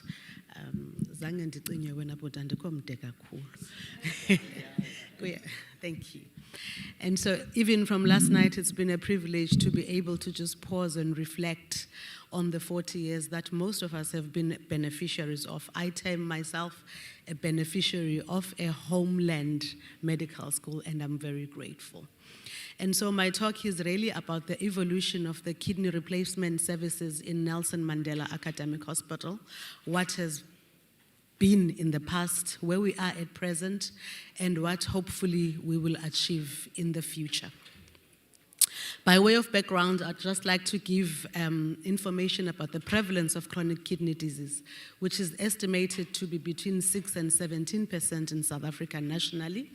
This pandemic is largely driven by the intersecting burdens of communicable diseases, particularly HIV and TB, as well as non-communicable diseases such as hypertension, diabetes, and obesity. This is further compounded by a genetic predisposition to kidney diseases in Black African populations, notably through higher risk variants of the APOL1 gene. And in South Africa, unfortunately, end-stage kidney disease is diagnosed when kidney replacement therapy in the form of dialysis or transplant is already required, which we call crash landers. And the kidney replacement therapy selection of patients in South Africa is based on suitability for transplantation. And as we know, South Africa has a 2-tier healthcare system, public and private, and these operate very differently in terms of kidney replacement therapy provision. And approximately 15% of the population is medically insured. And in this population, kidney replacement therapy provision is mandated for by law. Our province, the Eastern Cape, is ranked as the most unequal province in South Africa according to the Gini Index. And about 7% of the province population have access to private medical care via medical aids. And some of the medical challenges we have as a province include a high prevalence of HIV infection, which in some sources has been stated to be up to 34%. We also have a critical shortage of medical specialists. And in terms of provision of KRT, this is done in the 3 cities in the Eastern Cape in the public healthcare facilities. This covers a large area of approximately 170,000 square kilometers for a population of almost 7 million. And for where I work in Nelson Mandela Academic Hospital, for transplantations, patients need to travel to Cape Town, which is the center that we are affiliated with for transplantation. So this is a study some of my colleagues and I participated in 2023 to establish the state of kidney replacement therapy in the Eastern Cape and what we can do to meet the need. This is our province, and KRT is provided in the 3 centers as mentioned in Mthatha, Kugombo City, and Gqeberha. The blue dots are the private centers that offer hemodialysis, and the orange dots are the public sector, which is only 3 in the province. I want to highlight this slide because it tells us what has been in the past. So the orange line shows what has been the provision of KRT in the state, and there has been no change up until about 2020, whereas there has been such a profound increase in the provision from the private sector, up to about 30-fold increase. This is Nelson Mandela Academic Hospital. It is a tertiary hospital that services a population of approximately 3 million in the OR Tambo district. And the division of nephrology is housed in the Department of Internal Medicine and Pharmacology. In the past, Professor Mashi established the first hemodialysis unit in Umtata General Hospital in January of 2000. This was when no renal services were available in that part of the world. He started with about 4 machines, and which would be about a capacity of 12 to 16 patients. Prior to that, a limited service of acute peritoneal dialysis for acute kidney injury was offered, and there were no chronic kidney replacement therapy services. At present, we offer acute hemodialysis. We have a chronic hemodialysis unit with a capacity of 60 patients, which is at capacity now as we speak. We have a handful of patients who've been transplanted, and we offer a follow-up transplant clinic. We don't offer transplant in the province. We have vascular surgery support, which assists us with access creation so that we can offer hemodialysis. Recently, last year, a satellite dialysis unit was opened at St. Elizabeth Hospital. This has a capacity of up to 18 patients that can receive hemodialysis. In the pipeline, plans are afoot for another unit at Matsikaneka Zulu Hospital. Patients with stage 5 CKD who are considered eligible for kidney replacement therapy by way of GFR or considered to be candidates for transplantation are referred to the nephrology unit at Mandela Hospital. These patients are then presented at a multidisciplinary meeting which includes medical personnel, social worker team, and nursing staff who in a joint effort assess eligibility and feasibility for initiating kidney replacement therapy. As previously mentioned, a prerequisite for allocation is the patient's eligibility for transplantation, which is consistent with the South African public sector policy. Our current challenges include that dialysis capacity remains largely strained and hasn't changed much since the advent of democracy in 1994. However, we have had a massive scale-up of private hemodialysis units, which are largely driven by demand and can be used as a surrogate marker for the need of kidney replacement therapy in the province. Workforce shortages remain critical. The national nephrologist ratio to the population in South Africa at present is approximately 2.5 nephrologists per million, which is far less than the international benchmark of 8 to 10 nephrologists per million people. And many newly qualified nephrologists migrate to the private sector owing to limited posts in the public sector. Dialysis consumables sadly are inconsistently unavailable, and this results in large stockouts.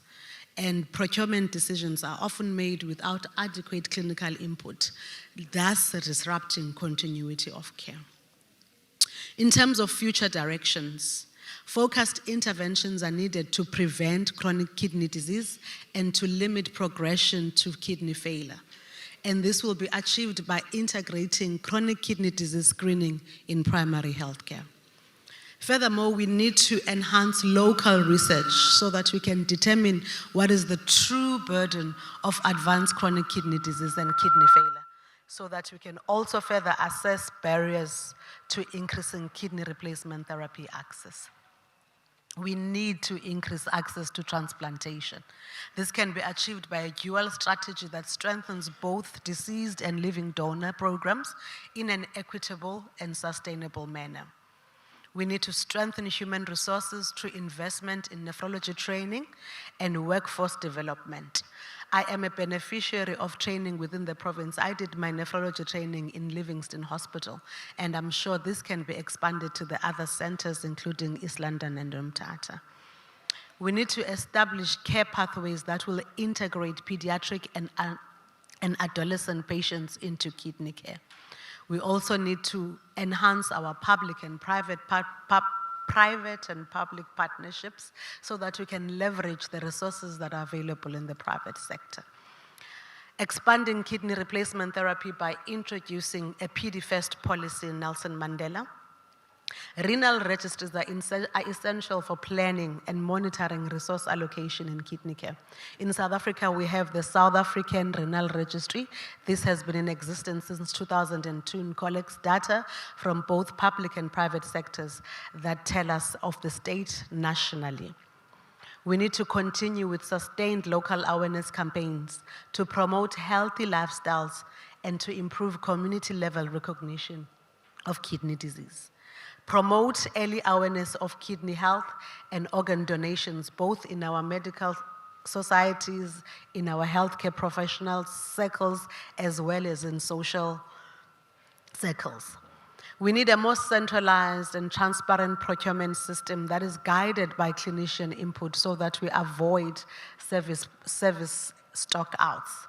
We need to ensure a reliable supply and servicing of dialysis equipment. This would include both reverse osmosis systems, consumables, and dialysis consumables. As I conclude, my take-home messages are as follows. The burden of kidney disease continues to increase, and as a department and even as a university, we need to do our part in meeting the demand for kidney replacement therapy. We need to steadily expand these services so that we can accommodate the population needs. Finally, allow me to invite you to the International Society PD Congress, which will be taking place in September in Cape Town. Thank you very much. Thank you so much, Dr. Mtingi, and I think we will all agree that the topic you discussed is very important in our setting, especially we have a problem with dialysis access all over, not just in the Eastern Cape, but in the whole country. So I'll call upon our next speaker, Dr. Vulikaya Mpumlwana. Please come up, Tolo. So Dr. Mpumlwana is one of the subspecialists in fertility from Tata. He comes with his sister, Dr. Nondando Ngangana. Please stand up, Dr. Ngangana. Yes. So the two of them are special, along with other subspecialists that have graduated under the leadership of Prof. Mdaka.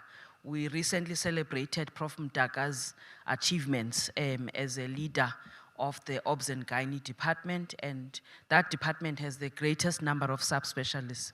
And I think you may have seen from the media as well that the opening of a fertility unit in Mthatha is a big story. The MEC attended that function, so there are big plans to open this fertility unit in Mthatha, and the two subspecialists are leading that.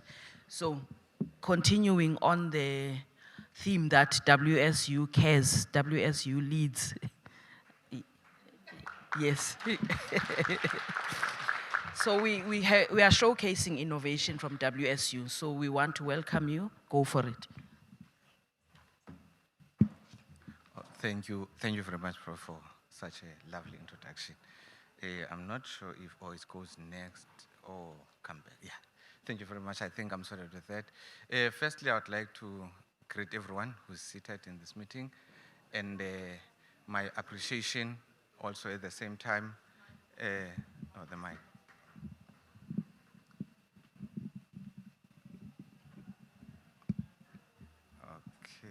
Thank you very much for that. And a word of appreciation also to the Department of Health for what it has done for the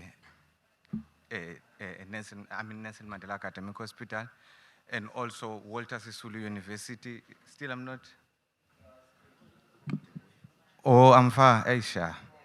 Yeah, no, thank you very much. So firstly, it was my appreciation to Department of Health and also Walter Sisulu University for the great thing they've done for Nelson Mandela Academic Hospital. We will be talking about breaking barriers to fertility care, which is, you have to remember firstly that infertility is a disease which is characterized by failure to achieve pregnancy after 12 months of regular, unprotected sexual intercourse.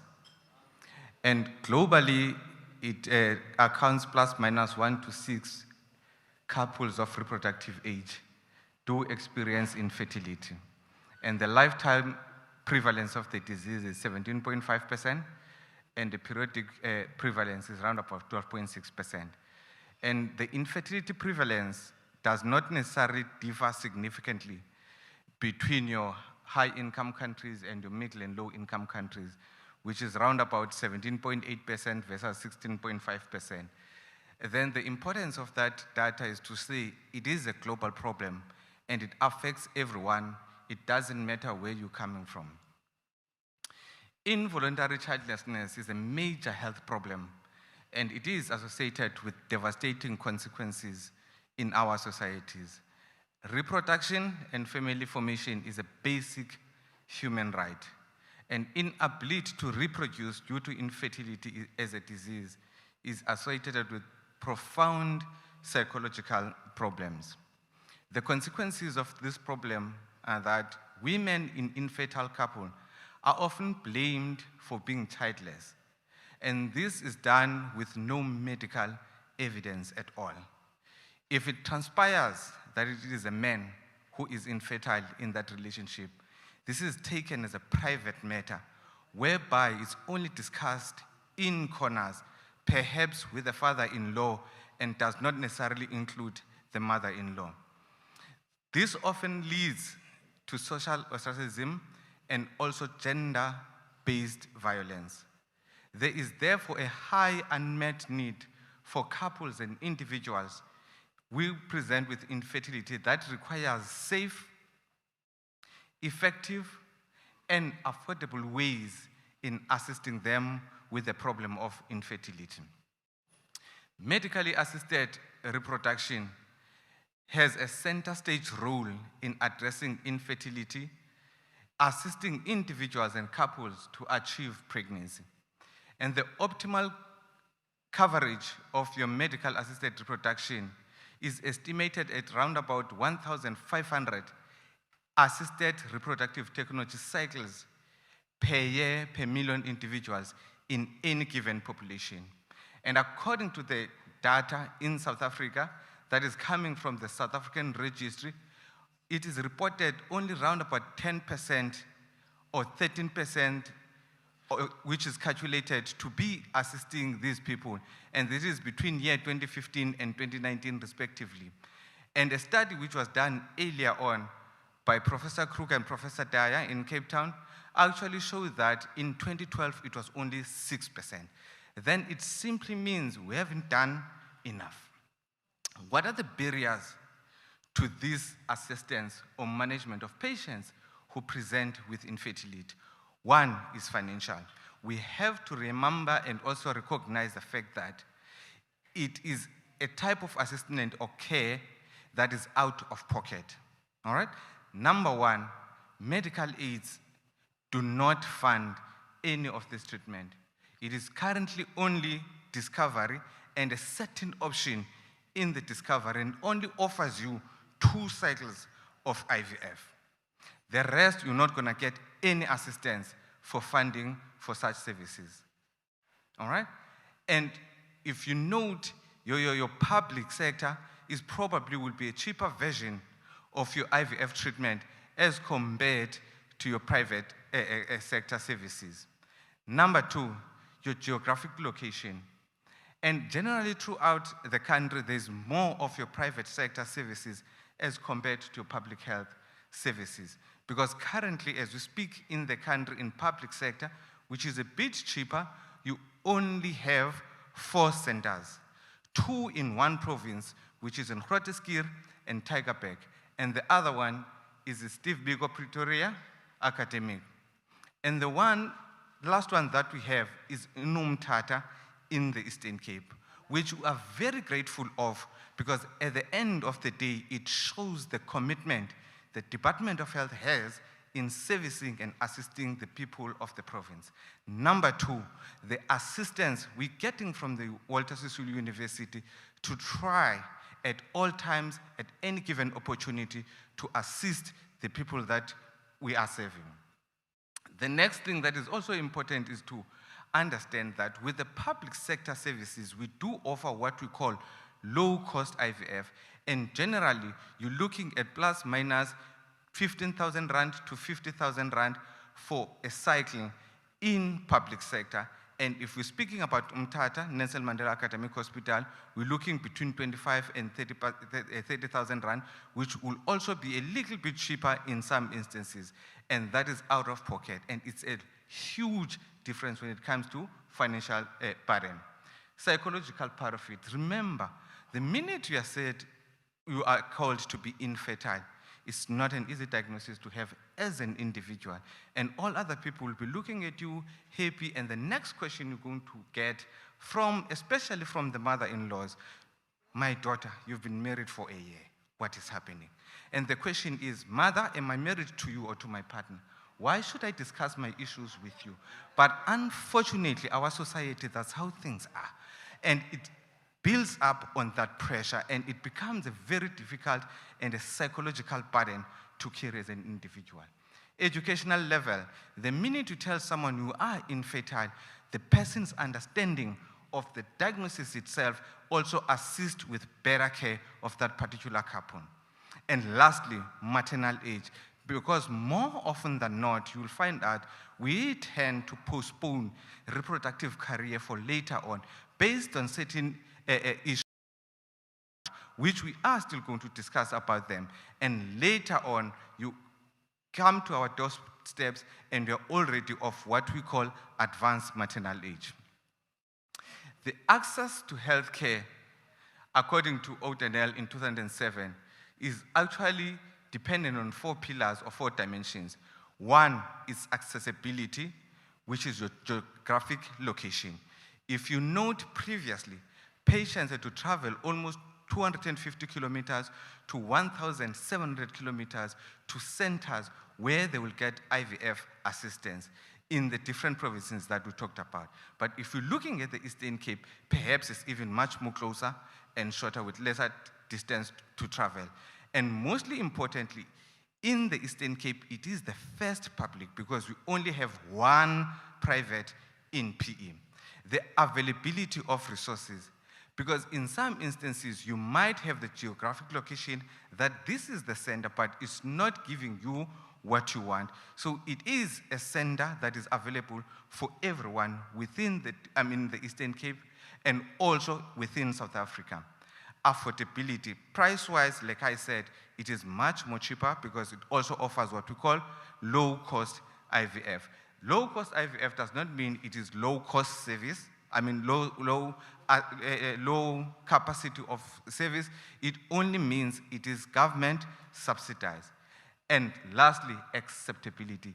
Is it an acceptable way of assisting your patients? If you remember in the previous slide, I did talk about age, and this is the biggest problem that sometimes we do get, whereby you have a 47 or a 46-year-old or a 45, let me put a 45-year-old, who comes and she says, look, I've worked so hard.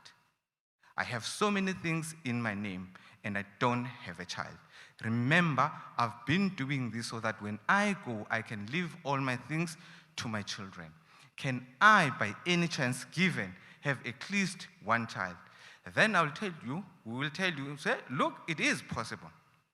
But the problem is that because of your age, you have to use donated eggs, be it for a known donor or an unknown donor. We are able to use any of those ones. Now, if the patient does not accept that, which sometimes happen, and especially if your counseling is not proper, they will tell you better off to continue childless. Now, the other time, I think it was last year, I was invited in a meeting at a college weekend in Umtata, whereby I was supposed to discuss fertility preservation, and I happened, because of my stealing capabilities, to take a picture of that slide from the presentation which was done by the oncology unit. Then I also noted that there's a huge problem that the department on Nelson Mandela Academic Hospital is still failing to do, which is, if you note on that slide, almost a huge number of patients are being diagnosed with what? Breast cancer. Now, I just want to talk about breast cancer. You are 20 years or 25 years of age, you are diagnosed of breast cancer. The next thing that is going to happen, you're going to get operated. Mr. Steve is happy with the knife and everything. It's going to take that lump outside and then after that it comes back saying cancer. After that is chemotherapy or radiation, and those treatment are going to kill the oocytes, which are the basic elements for family formation. Then later on, you come to us and say you are 30 years of age, everything is fine, and you've been cleared cancer-free. Now you want to have a baby. Then I tell you, unfortunately, we can assist you with donated eggs. Now, if you look, there is a possibility to say, only 2 weeks before you start on treatment, if after the discussion with the oncology unit, we can start you on stimulation, get those oocytes or get the sperm, depending what type of cancer you're having, freeze them for later use. When you come back later on and you want to reproduce, we will simply unfreeze the gametes, fertilize, do an embryo transfer, and then you'll be able to get pregnant. Someone that at the end of the day you will say, this is my baby. Then this is the reproductive medicine unit at Nelson Mandela Academic Hospital. I'm not sure if this video would be able to play. Can you please play? I'm a prayerful person, a prayer warrior. Yes.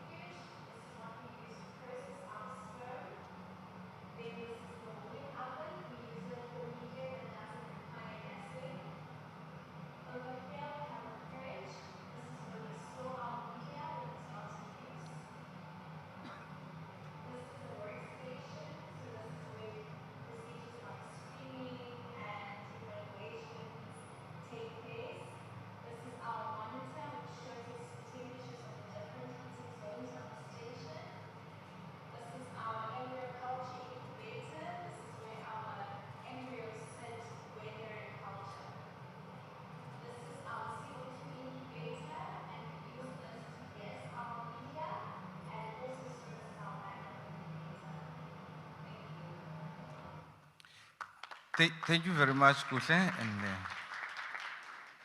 that's Kuhle Tito, our embryologist. And whenever I watch this video, I always feel short of standing up, jumping up and down, saying thank you to the Department of Health and also Walter Sisulu for such a thing they've done for the people of the Eastern Cape. Now, fortunately, we have a university that is very progressive. And as much as the unit is of very short age, young age, not short age, these are the studies that we've actually been able to try and look at. The first one, looking at the socio-demographic features and causes of infertility in a rural tertiary hospital, which is in the Eastern Cape. Currently, that study is at a point of that finished data analysis and discussion. And the next one, we want to look at the prevalence of female genital TB in patients presenting with infertility and also the sensitivity of LEM in making such a diagnosis. And this one has already been presented at the university, is left for marking, and I'm pretty sure won't get anything less than a distinction in the presentation of that. And after that, it's definitely going to be submission for publication, which is definitely going to be published. Then the next one, for the younger people that are there, also prevalence of risk factors and causes of amenorrhea. And the reason why we took this one is because majority of our patients that we see, they do come presenting with a problem of amenorrhea, and the main issue is not necessarily amenorrhea, is because they want to fall pregnant. And they are aware of the fact that you can't necessarily fall pregnant if you're amenorrheic. And the last one that speaks to all of us, also in the room, is to say, we try to look also at the knowledge, perceptions, intentions of reproductive age medical registrars towards social oocyte cryopreservation in University of Walter Sisulu. remember, reproductive age is of limited time, and that reproductive career is based on that limited time. Now, if you are busy with your other career, medical school, undergraduate, internship, community service, and if by any chance you don't fall pregnant during your registrarship, then it's your subspecialist, again you don't fall pregnant, then after that it's work, you feel all the pressure, and you've missed all those critical times of falling pregnant. And at the end, you come to us to say you'd love to have a baby, and unfortunately we say it's a build later, so we can only offer you oocyte donation. And the question is, why don't you just go and freeze your eggs so that later on, if you want to, we can unfreeze and then you'll be able to reproduce moving from that. Then the last one, as a unit again, we do also conduct research collaborations. Currently, we are involved in a multi-center study which is called the Genetic Association of Infertility in Africa. And it is a case control study which is going to include, need 4,000 patients that we are going to recruit with unexplained infertility, bit difficult to find. And the centers that are involved is South Africa, Kenya, Uganda, Zimbabwe, and Tanzania. And in South Africa, we have only 2 sites, UCT and iYunivesithi of Walter Sisulu. And in Walter Sisulu, only 2 sites we're going to do that. It will be your Frey Hospital and Umtata in Nelson Mandela Academic Hospital. Lastly, I want to say this is the unit in Nelson Mandela Academic Hospital, and in the part of service delivery, I want to say we haven't achieved much because uProfessor or uPutmana Lungisa Mtaka, he did say this, that he definitely needs to have a grandchild from these services. Until we achieve the grandchild, my professor, we haven't done anything. When it comes to academic excellence, I think we are trying. Thank you very much. Well, thank you so much. And I just want to say that this is such a big milestone for our institution. And in recognition of that, I want to recognize our predecessors in a special way, Umama Umakwedini, because all these big plans that led to this moment, no Dr. Madiba, Ntelani Menoitu. Yeah.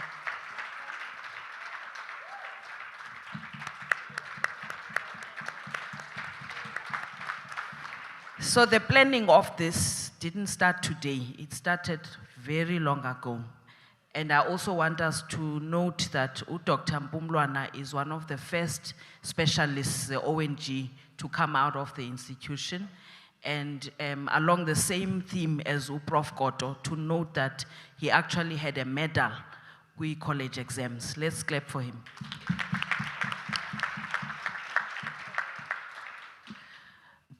So I'm sure some people are going to ask for your numbers.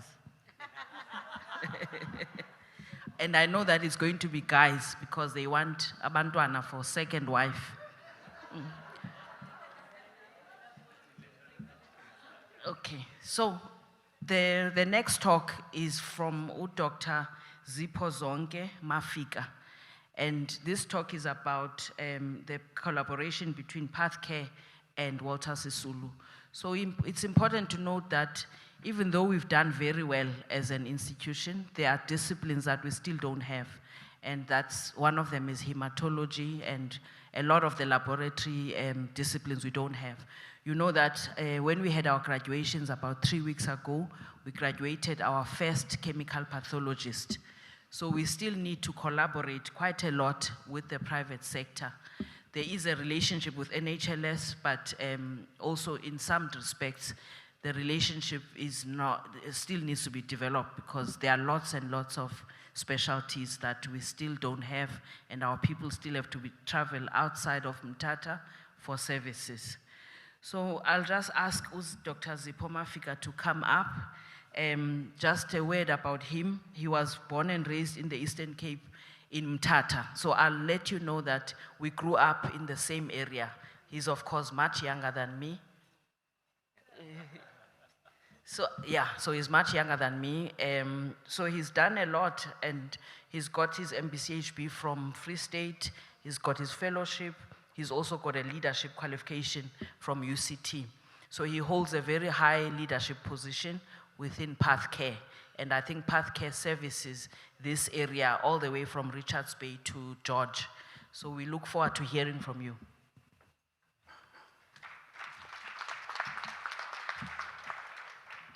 Good morning, colleagues, and thank you very much, Prof, for that lovely introduction. So for those of you who don't know who I am, my name is Ziphozo Mafika. I was born and raised in Umtata, in fact, in the same street where Prof Mkhaga grew up, in Callaway Street. I see a lot of faces that are familiar. Who Prof Mfenyana used to sing a beautiful tenor at church in St. John's. I'm greatly inspired and very happy to be here.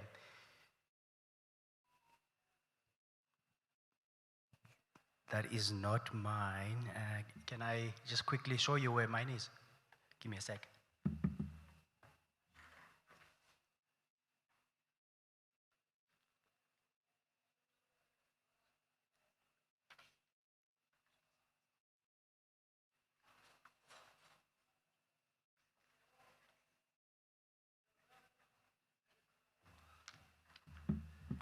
Humble apologies about that.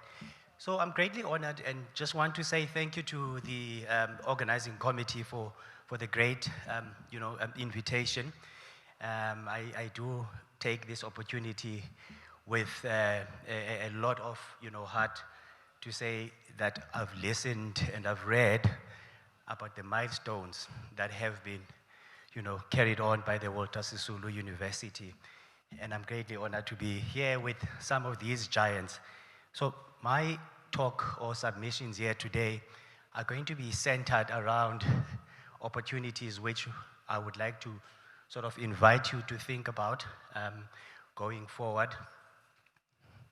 So I lead a pathology organization called PathCare, which is 103 years old, which services globally, nationally, all the way to Kenya and so on. But my particular sphere of influence is in the Eastern Cape and looks after the coastal region. Coastal region from George all the way to the KZN. We in PathCare East London have a complement of pathologists across the various disciplines. With me being the hematopathologist, I've got with me 2 histopathologists, a clinical microbiologist, and a chemical pathologist. And the reason I'm sharing this is that I think there is expertise locally that has been able to go and train elsewhere, that has come back to plow in our province. And we need to be able to utilize it outside of the public, outside of the private sector, which we have. We have collaborations with the National Health Laboratory Service, and we are exploring some opportunities to see how we can match our resources and actually training some of the registrars. So what is our current strength and expertise? Currently, we have 5 specialists, pathologists, which are based in East London, across the multiple disciplines, as I've alluded. We have established collaborations with clinician-led research units and specialist practices in East London. There is ongoing work in partnerships we are doing with the National Health Laboratory Service to strengthen the regional diagnostic ecosystems. And we also have an experience in supporting precision diagnosis, molecular assays, and individualized testing approaches. At this current state, we are doing a lot of the work from the histology department of the National Health. So what that has done, it has allowed us to expedite turnaround times for very important diagnostics and diagnoses which are life-saving. We've been able to have a bridge between the laboratory and some of our colleagues which are currently working in state that they can actually directly link up with our pathologist team to discuss, patient profiles that need to be expedited. So what I would like to propose to you today is that you think about going forward, sharing and knocking at each other's doors to see if we can collaborate on a few things. So the first one is we can look at shared expertise through academic teaching, registrar training, and student training opportunities. I see Prof. Apalata is here. Him and I have also worked within the MBC HB3 sort of environment where we are collaborating, and I come in as an associate lecturer at Walter Sisulu and an examiner. We can also look at joint research initiatives, publications and clinical trial collaborations. We've got a wealth of data. We have been in East London for about 40 years, and as a result, we've amassed an incredible amount of clinical data, which sort of shapes our understanding of the environment of healthcare in which we practice in, which then also informs some of the, the investigational approaches and, the allocation of resources to specific disease entities within, our region. We could also look at, CPD accredited seminars and workshops and multidisciplinary academic forums. Then the development of a stronger regional diagnostic and research network, I think, is not something that can only be done by a single, laboratory service, but I think the cross-pollination between public and private is going to be something that we have to look into and actually stop talking about it and doing it. Because if we look at a bigger scheme of things with universal healthcare coverage knocking at the door, this is something that we cannot, not look at going forward. We have to then start exploring these public-private collaboration opportunities to expand the impact which we are giving, in our local environment. So the vision then for me is to improve the access to precision and molecular diagnostic testing for the Eastern Cape, to strengthen the regional diagnostic capacity through innovation and collaborative infrastructure. We need to leverage the Walter Sisulu and NHLS ecosystems to improve the healthcare outcomes, and that we can do in a multidisciplinary sort of environment. We need to create a sustainable platform for academic excellence, service delivery, and translational research.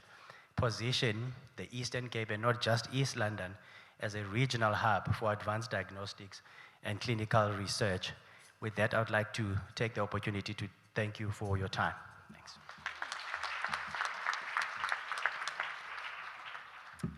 Thank you so much. You can see that this is a businessman. He knows that time is money.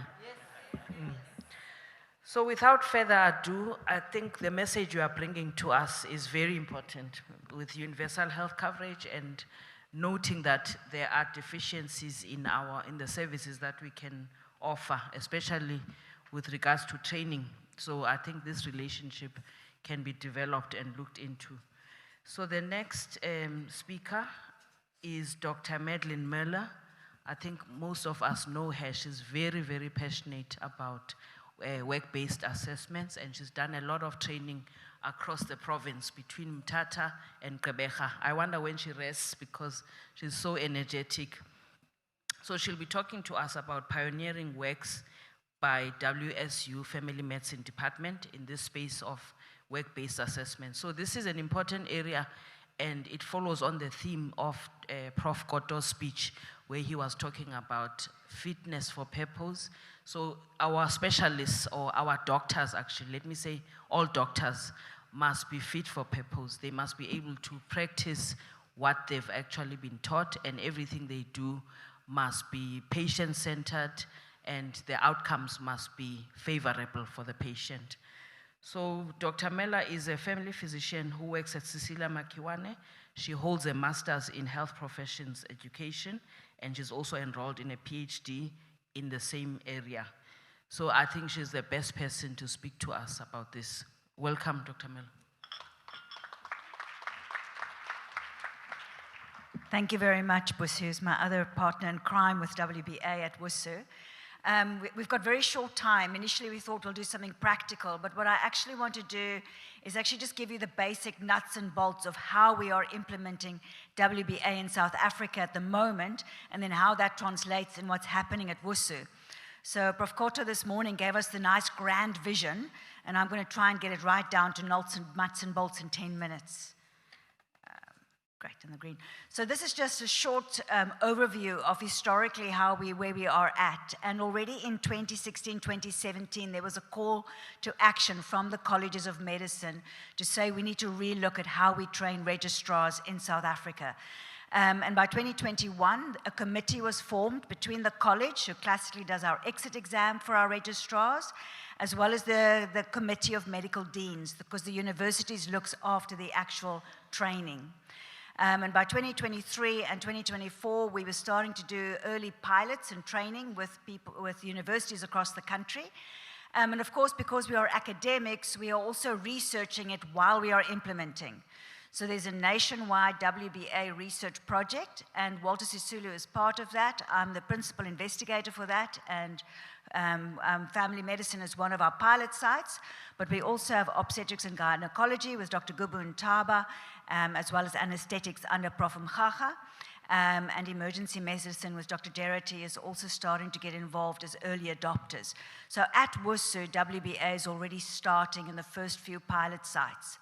The big exciting thing in the last year is starting to train up all our clinical supervisors, and I have one slide where I'll tell you about the SWOT trainings to get our supervisors scaled up capacitated on WBA. And by 2026, basically, we'll have all the rails in place for colleges to be implementing WBA across all disciplines across the country. And of course, each discipline will decide when it's going to put trains on those rails, but we're getting ready. So this is the framework I'm going to quickly run through for you, and I know some of you will be very familiar with the terms and some don't. I'm going to explain to you what an EPA is and how that relates to work-based place assessment, how we capture those in an e-portfolio, and how clinical competency committees help us make decisions. So if we talk about work-based place assessment, we have to decide what are we assessing. And we have changed the way we think about curriculum by creating something called EPAs, Entrustable Professional Activities. Each discipline in the college is asked to describe what it is that they expect a specialist to be able to do when they qualify. So what do I think a family medicine is able to do at the end of their registrarship? What do we say an obstetrician is able to do? What do we say a surgeon is able to do? So these are activities, no longer necessarily competencies, and competencies is what you need to be able to do those activities. Each college at the moment is busy writing their EPAs for their college, and it can be anything between 10 and 25 EPAs that are usually written. And then each university will have its own milestones on how am I going to get my registrars to actually be competent in those 22 or 20 or 18 competencies. So this is very dependent on what's happening at your college level. So family medicine and ops and gynae, our two pilot sites has got complete EPAs. The anesthetics has also got EPAs. And I know at ops and gynae and family medicine at WUSU, we are using EPAs at the moment to guide the training of our registrars, and some of the other disciplines are starting to play with those. This is just a very quick example of what the family physician EPAs look like. There's 22 of them, and you can see there are a list of activities of what we expect family physicians to be able to do. So what do I mean when I say work-based placed assessment? And these are multiple trainee observations that happens over the 4 or 5 years while the registrar is training. We do this all the time anyway. You assist a registrar on theatre, a registrar comes and discuss a case with you, you do a resuscitation with a registrar in your emergency point, and every single time you observe gives us an opportunity to say, is this registrar specialist level yet or not yet? And if they're not yet, I need to give them feedback to be able to get them to that place. So an essential part of WBA is that it's a formative process, and we are actually collecting lots of data points over the 4 or 5 years to see whether they are getting ready. The clever bit is that you link these to EPAs, and so we're able to start mapping over the 4 or 5 years the journey of the registrar towards competency. These little assessments in themselves are very low stakes and obviously potentially very subjective. And the clever bit is the fact that there are going to be many, literally over hundreds of points over the 4 years from lots of different people in lots of different situations over lots of different clinical scenarios. And you can see there's some ideas for where we can do WBA, whether you watch a procedure, whether you look at some clinical notes, whether you look at a longitudinal time. So in family medicine, we have launched WBA at all of our universities, and all of our registrars are currently having regular observations taking place throughout their training. Ops and Gynae Namtata has also formally started doing WBAs, and I know in East London, for example, the department is getting ready to roll it out formally, but there's already a lot of informal WBA and feedback happening on the ground, and anesthetics and emergency medicine is also getting themselves trained up, still doing a lot of WBA informally, and is ready to start doing formally probably from next year. So and I'm not going to spend a lot of time on entrustment decisions because it's a bit of one of those things you have to get your head around. When you look at observe a registrar, we are moving away from going, are you competent or are you not competent? Because what does that really mean? What we are looking for is, at which point can I trust you to do this activity in the future independently? And that's a very different way of how we're starting to think about competency. It also means you're going to take a lot of information into consideration to decide, do I trust this guy to leave him on his own doing the cesarean section, or am I going to just hover outside the door, or maybe I actually have to be in the theatre myself? Where it becomes formalized and where the work comes in is not the WBAs themselves, because hopefully we're already doing that, observing our registrars, giving feedback, but recording all these data points. So every single time you observe your registrar, you're going to capture that, and there are WBA tools. And there's been a bunch of tools piloted in the last couple of years where disciplines are capturing each of those in a tool that captures, firstly, how did the registrar do? Can I trust them? What level of trust do I have for future procedures of the same kind?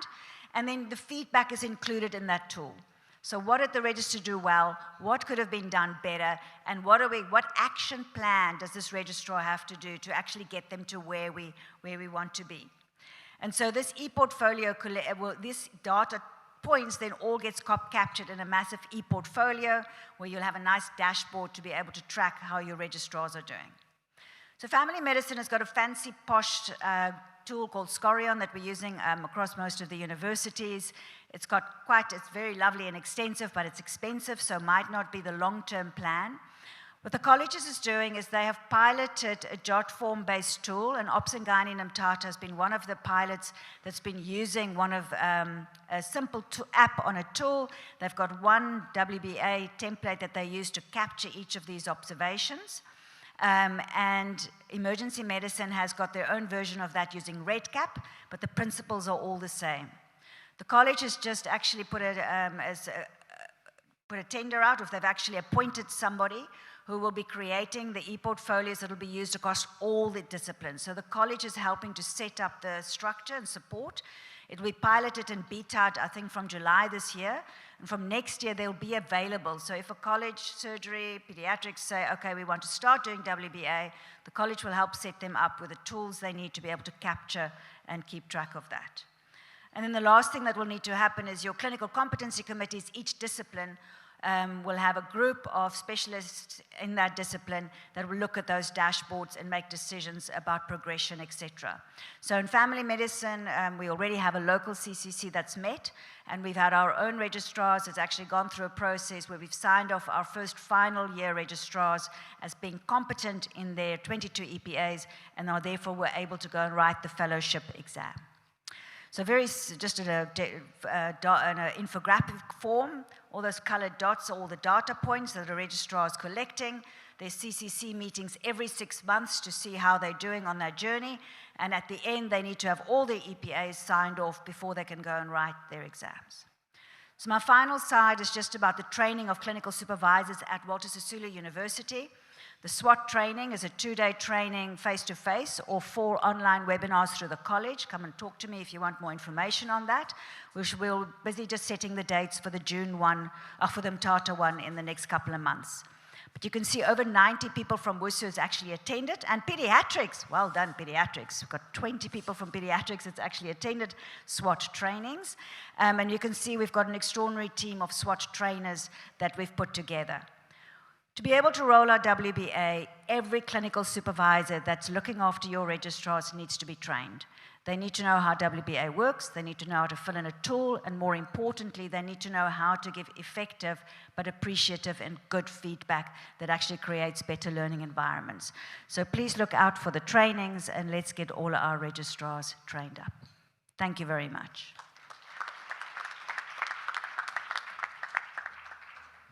Thank you so much, Dr. Miller.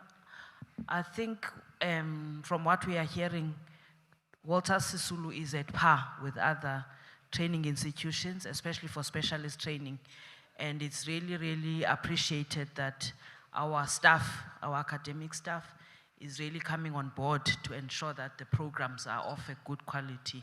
We want to thank you for your leadership and also to thank everyone who works with you in the faculty. So now for the next 15 minutes, we have a chance to actually ask questions to the speakers. But before we do that, while we are thinking about your questions, I want to recognize all the people that we were waiting for yesterday, like Prof. Zingela, the Dean of NMU. She started at WSU as well, her journey. That's how she got the job to be the Dean at NMU. She had trained for leadership at WSU. Thank you. Thank you for attending. And if there's anyone else that I need to recognize, please lift your hand up and welcome, and I apologize if I didn't see you. So the floor is open for questions. Anyone who'd like to ask? Okay. If you can stand up, introduce yourself and your question. Thank you.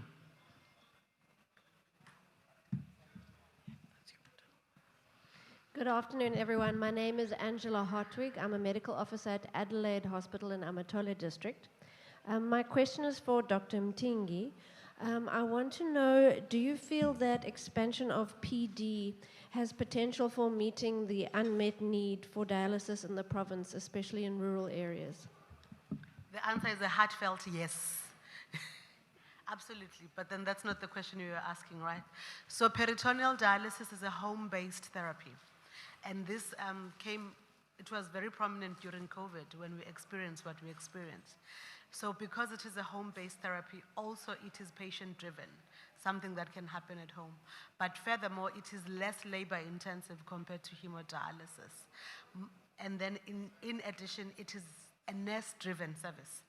So you do not need to have the burden of human resources, the burden of infrastructure to be able to implement it. So absolutely yes, and plans are afoot to start at Nelson Mandela, a PD First policy that can be expanded into the rest of the province.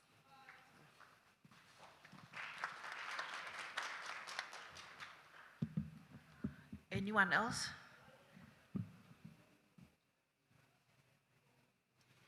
Oh, in the recognition, I would like to also recognize Mrs. Kanzi, the academic registrar of CMSA. So a lot of the registrars will have written to her office for various reasons, some good, some bad, but I want to recognize her coming here, and she's actually preparing for the graduation, which is in about 3 weeks' time. Can you please stand up, Mrs. Kanzi?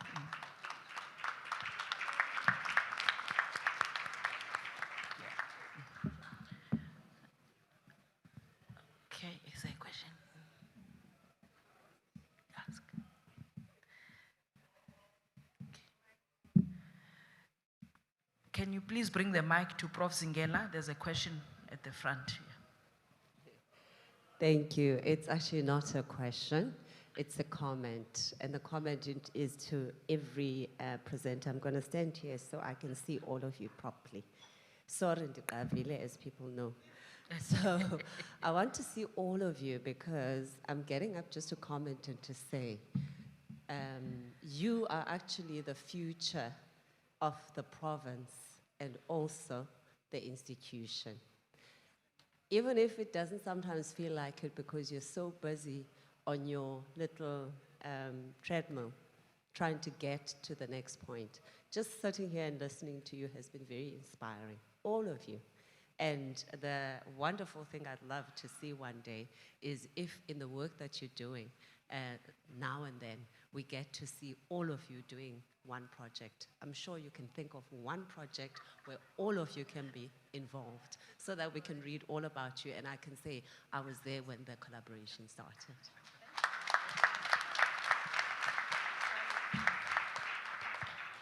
Thank you so much. I see our Dean of Research, Prof. Abalata. There's a question from him.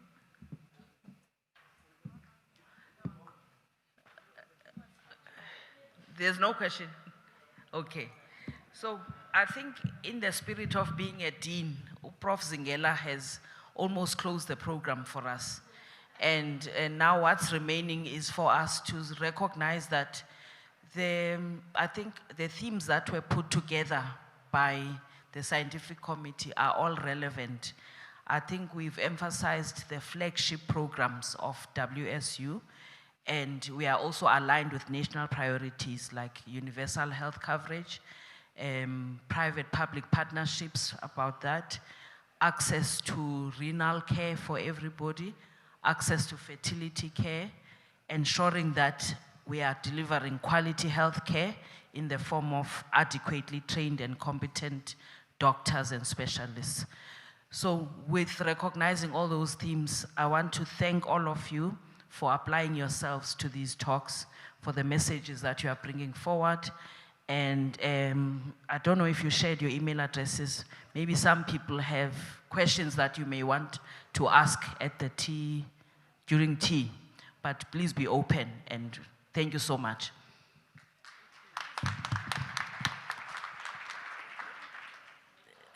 The scientific chair has another announcement to make. Thank you. Thank you so much. I'd like to thank the speakers. If you can come in the order of your speech.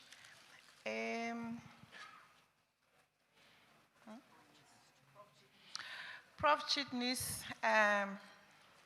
thank you so much for the presentation. And we just, I think you also invited us to your retirement at times. Thank you so much. Thank you. Yes, this is the new branded note and a nice branded USB for more presentations.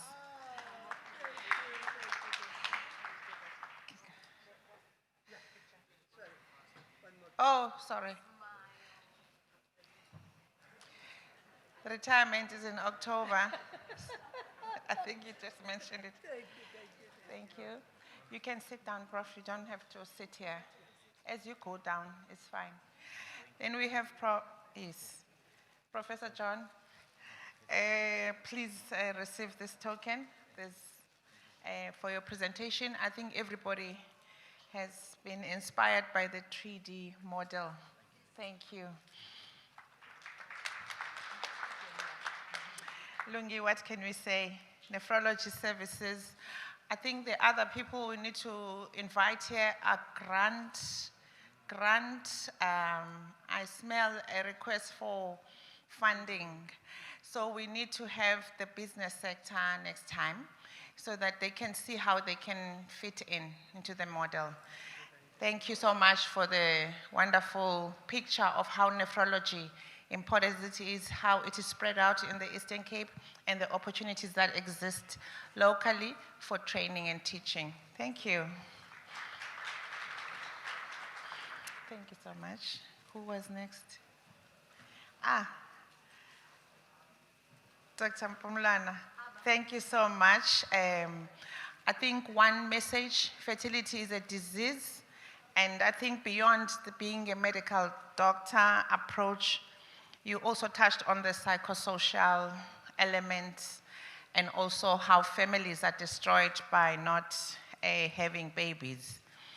I think your call also to resource and appraising what has been done by the department and the university at large. We really praise your energetic and your team. I'm not sure if your team is here. Oh, wonderful. Thank you so much for breaking the barriers. I felt right, we are really breaking something. Thank you so much, Rob. Thank you. We need to look here. So, Tatil.